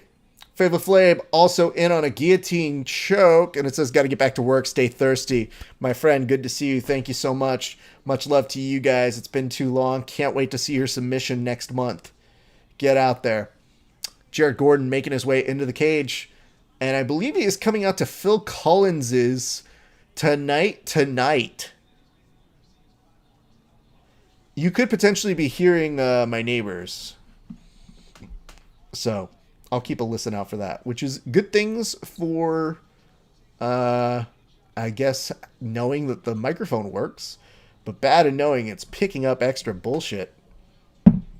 So on Submission Only Series, it says, oh, LOL, no, I just meant it's windy in NorCal today. No, actually, it is calm AF. Listen, I don't have an ear monitor that tells me how this sounds. So anytime somebody says, is it windy at your house? My first thought is somebody doing that on here? Is that me? Are we good? You guys aren't hearing when, like, I go to the bathroom and take a break and I piss, right? What is up, Pedro AP? But thank you for being my eyes and ears. It actually does mean a lot to me to always make sure that we have people looking out for us. I see a note here that says, I would like to see a live stream of you playing one of the UFC games versus Brandon McCatherine, commentated by John Evans. That would be fun. I'm not very good at video games. Brandon, probably like other things, is probably magically good at it, but then would just say something like real aw shucks where he goes, oh, I've never picked up a video game in my life. Who knew I was so good? And then meanwhile, John Evans would be doing commentary, something like this. Oh, well, you got to give it to Raph. He is out there trying his hardest. It is a really good combination he's putting together here. I haven't seen the likes of this in Street Fighter 2 back at the Round Table Pizza here in Los Angeles, but he's a good guy. I really like him. Good guy. What is up, Fernando Jew? Could you set up a match between YouTubers? So are we talking a jiu-jitsu match or a video game match? Meanwhile, on the UFC, we are live on the action on the broadcast for the Submission Only series. They're also in overtime, and it looks like Flava Flav might be in on a rear naked choke. His opponent still fighting his way out of it, but may have to tap here. He's under the chin, and now his opponent is actually pushing the grip all the way up. So he may just tough this one out as he is pulling on the hand back. Meanwhile, in the cage, 50 seconds have gone by, and this is how it says. Jits or MMA smoker? I'm not going to touch MMA. It's not. I don't think I'm capable of touching that one. Jiu-Jitsu, I have put together some events in the past, so I never say it's out of the realm of possibility. Plus, there's a lot of talent that we always keep our eye on. I always like to say that we're one of the first people to find the next big folks in jiu-jitsu. We have a pretty good history of chatting to people before other major publications or podcasts talk to them. Just saying. Look at our track record. 3:30 left in round number 1. Oof. Both these gents want to let go right now. Gordon in the blue trunks, Chavez in the black trunks. Look at the focus on Gordon, though. Gordon wants to get a knockout here, and it's just leaving himself maybe a little bit more open than he really is bargaining for, as Chavez is taking advantage of some of these nice angles that he's presenting for him here. Gordon again, pushing ahead, feints a kick, comes in, gets him over to the cage, gets one knee that's mostly stuffed by Chavez. But thus far in, you're seeing the aggressor in Gordon. And now Chavez is finding his countering rhythm. He gets out of the way of a good hook there, but leaves himself open for a few kicks on the outside. And there is a low kick. Or as Christopher James Velez says, damn low blow. Low blow indeed. Eek. Meanwhile, in Submission Only series, Flava Flav is now in on a armbar. He might have gotten a little bit of help by maybe just a smidge of heads up by the opponent, but he has an armbar fully flexed, and Flava Flav is out of the competition. No, I'm sorry. Oh, I don't think that's Flava, actually, now that I think about it. Is that Kenny? Oh, shit. I might have to find out. We'll see a little bit later. I've been calling that kid Flava Flav the whole time. It could actually not be him. Good thing I wasn't commentating this one. Eek. All right. Back to the action in the UFC. 2:27 left in round the first. Good amount of time to recover. Gordon straight back with the outside kicks there. Chavez checking them a little bit better this time. Returns with one of his own kicks to the outside of Gordon. That might have been Flava Flav. It's hard to tell. I don't know. LA2LB says 8-man, 1-night tourney. Yeah, I don't know if it's just one division or two. I think it is one division, but as lower belts, it is the purple and blue belt division at, I believe, 155. Could be wrong. Not sure on that one. But yeah, dude, I love those guys. I would have loved to have commentated it. The timing just didn't work out for this one, so we'll see. That's definitely a Rosas, though. I know that kid.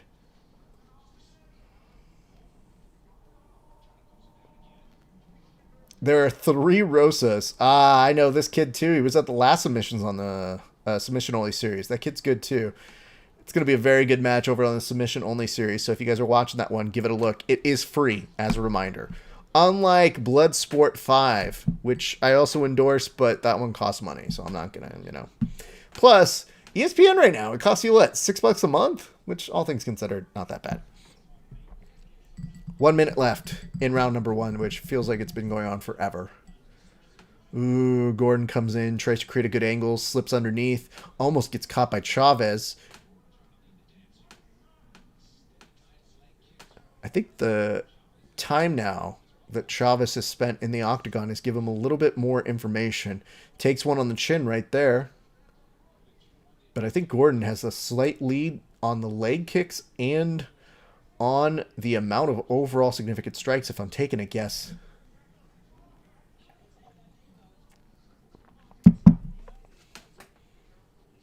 But otherwise, yes, it's a 1-night tourney.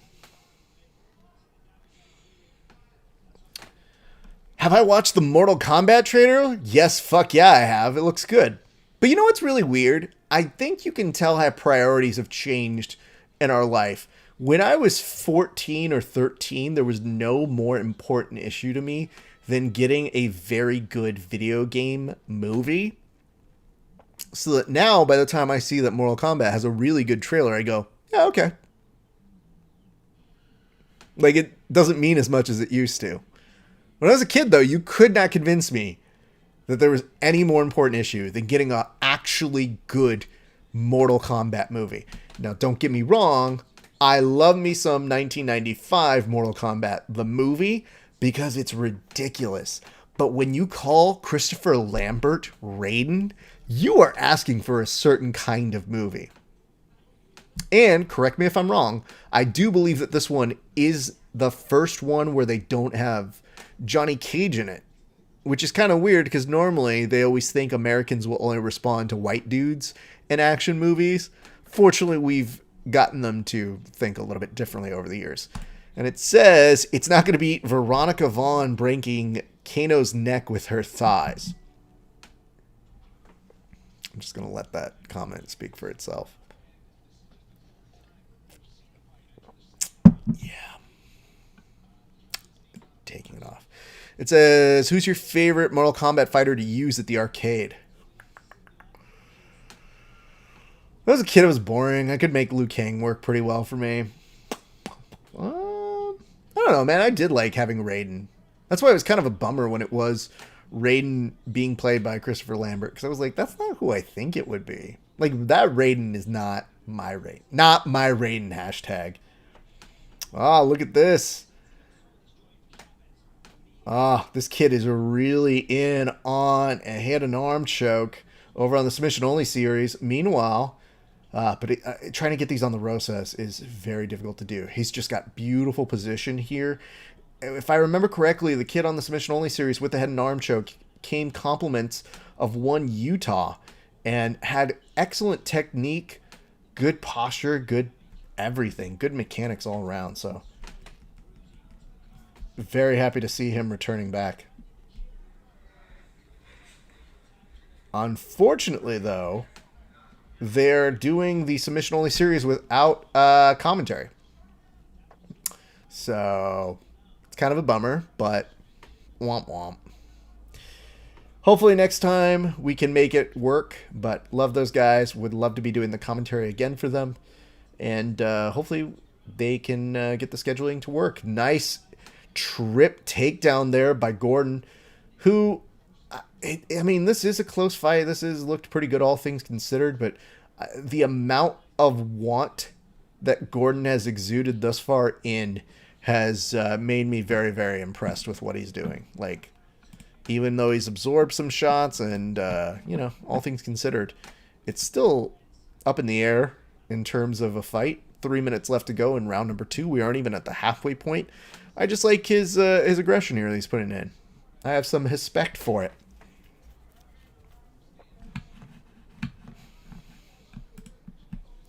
Also, if they don't play fucking Mortal Kombat, the theme song on that one, Were you into Street Fighter 2? Yes. But, I never thought I was good at it. What's up, Kyle Buenaventura? How have you been, fam? It's been a while. It's been forever since we've trained, man. I was very nervous to play that game because I happened to be around people who are remarkably good at it. So, the one thing I didn't know at the time was that they were going to help prepare me to get better at it so that sometimes I can hang, but I'm by no means very good at it. I was actually told one of my good friends was really good at Street Fighter, and before he moved away, I made sure that we went to go play Street Fighter when we were drunk, and I kicked the shit out of him there. So I think that was the last time I played Street Fighter. Pretty proud of myself. To most other people, that would mean nothing, but to me, I was like, "Oh fuck yeah, this is my Mundials." I got myself a little trophy, ran around, opened up a gi. Why was I wearing a gi at an arcade? Don't ask. It was a different time. Yeah, Kyle, it's been too long, man. Would love to get some training with you in sooner than later, my friend. Meanwhile, in the submission only series, we're back in guard. The gentleman who is from Tekken. I didn't touch Tekken. By the time Tekken came out, I was trying to pull myself away from video games because I thought I had to be a responsible kid and do work.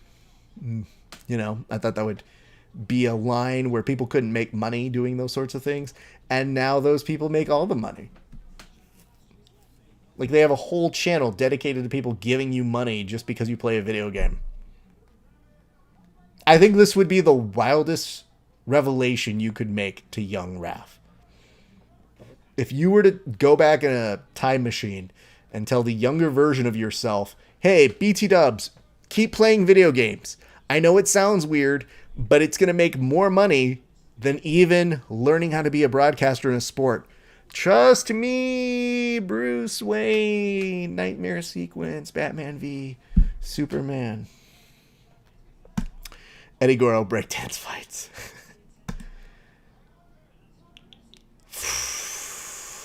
Gordon's still looking good, though.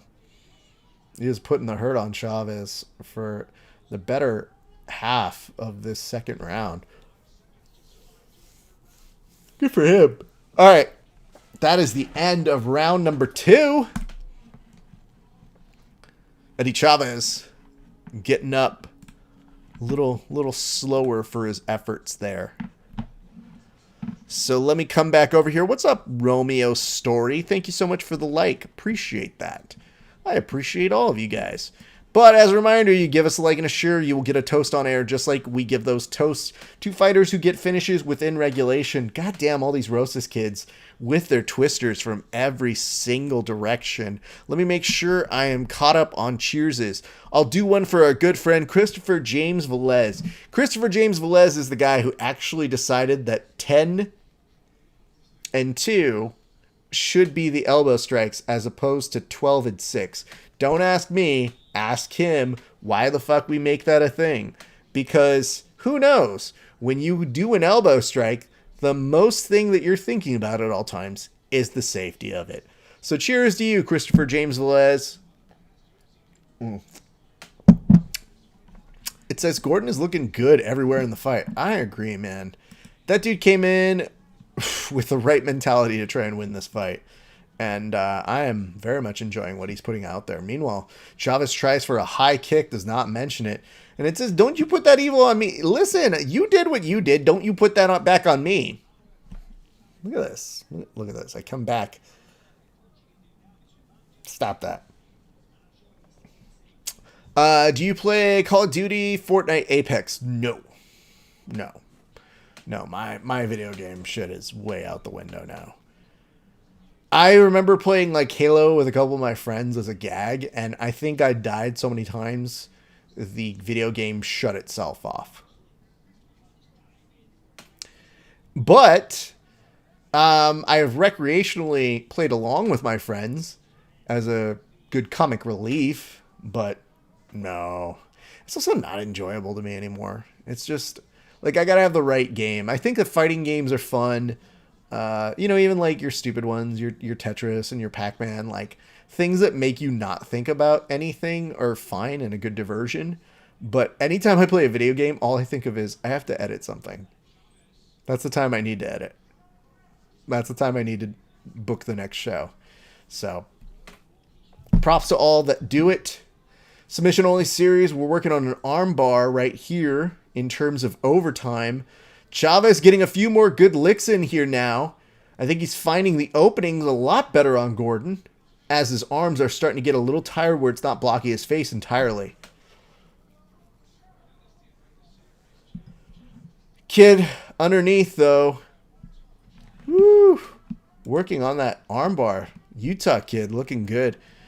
Casey O'Neill, according to Press Row, says she had a pre-fight dream of finishing Shauna Dobson exactly the way she did. That's what's up. And Christopher James Velez reminds us that was a great single. It really was. Chavez cannot spend the rest of the fight here. He has already proved that this is what just opens the door for Gordon the entire fight. Wow. Rosas finding his way out, inching his way through that armbar.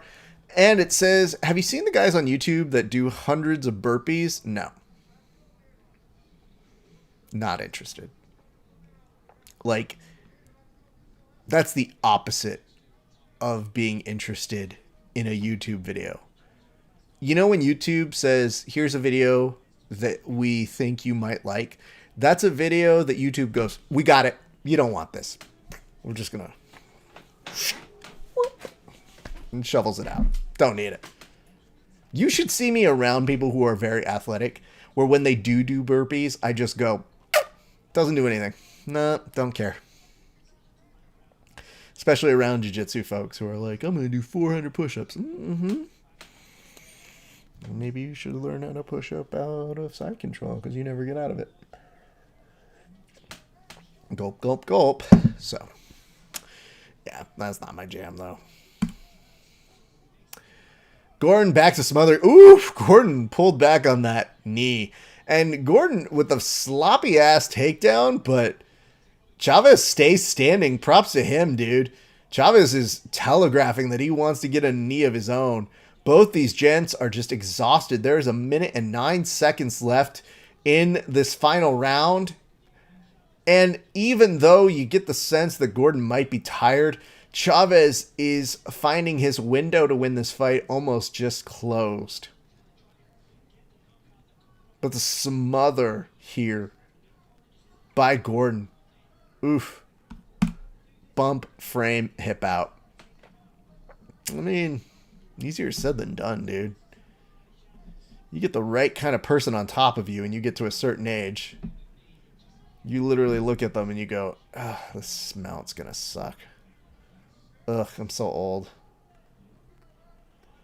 Submission only series.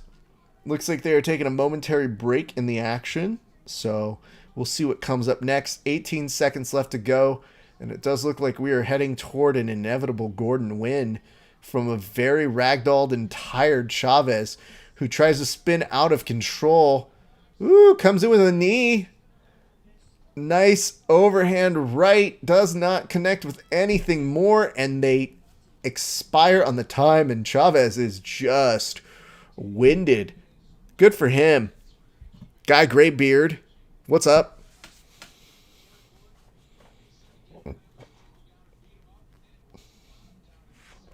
Well, it is a pleasure to have you guys joining us. I do have to give another toast here. Let me see who I got to catch up on. I think this one's going to be Woods. Probably is. Yeah, it's another one for Woods. This toast goes on out to friend of the show, Adam Woods. Adam Woods was actually one of the first people to tell his parents, hey, listen, this parental advisory just means the album is good. And that's how kids were able to start watching and listening to the worst records you're not supposed to hear when you're a kid. There you go. Jacob Prito says, you going to show the fight? No. No, I'm not going to lose my channel just because you want me to show the fight. But I am happy to do you a solid and keep you informed as to what's going on in the fights, because that is the next best thing. And more importantly, it allows me to keep my channel without being flagged like an illegal stream. But thank you for asking. Woods! Dane Donovan says, my man, what's up, Steven Martinez? Or potentially Mercedes. Hope you're doing well. Well, look at that. Luis Quinones, your ref, who previously won a submission-only series, gets the reffing position, and a 10th Planet kid ends up with a win. So good for them. Jared Gordon, about to make his way on over to the winner's circle. We don't have to do a cheers for him, so good to see over on that side. We have cleaned up on all of these cheers, and it says Dane Donovan is tremendous. So beautiful love between this. I love when our regulars show up. All of you guys have all the love for each other. You're very, very nice, respectful, good kids. Makes me happy to be a host, a guy who puts this all together. So here's what's going to happen.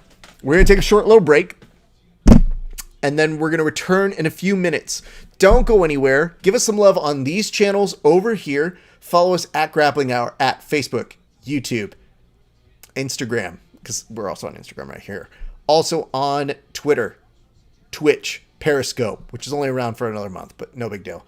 And, of course, give us some love at Grappling Hour and on Verbal Tap Cast at the Apple Podcasts and Spotify.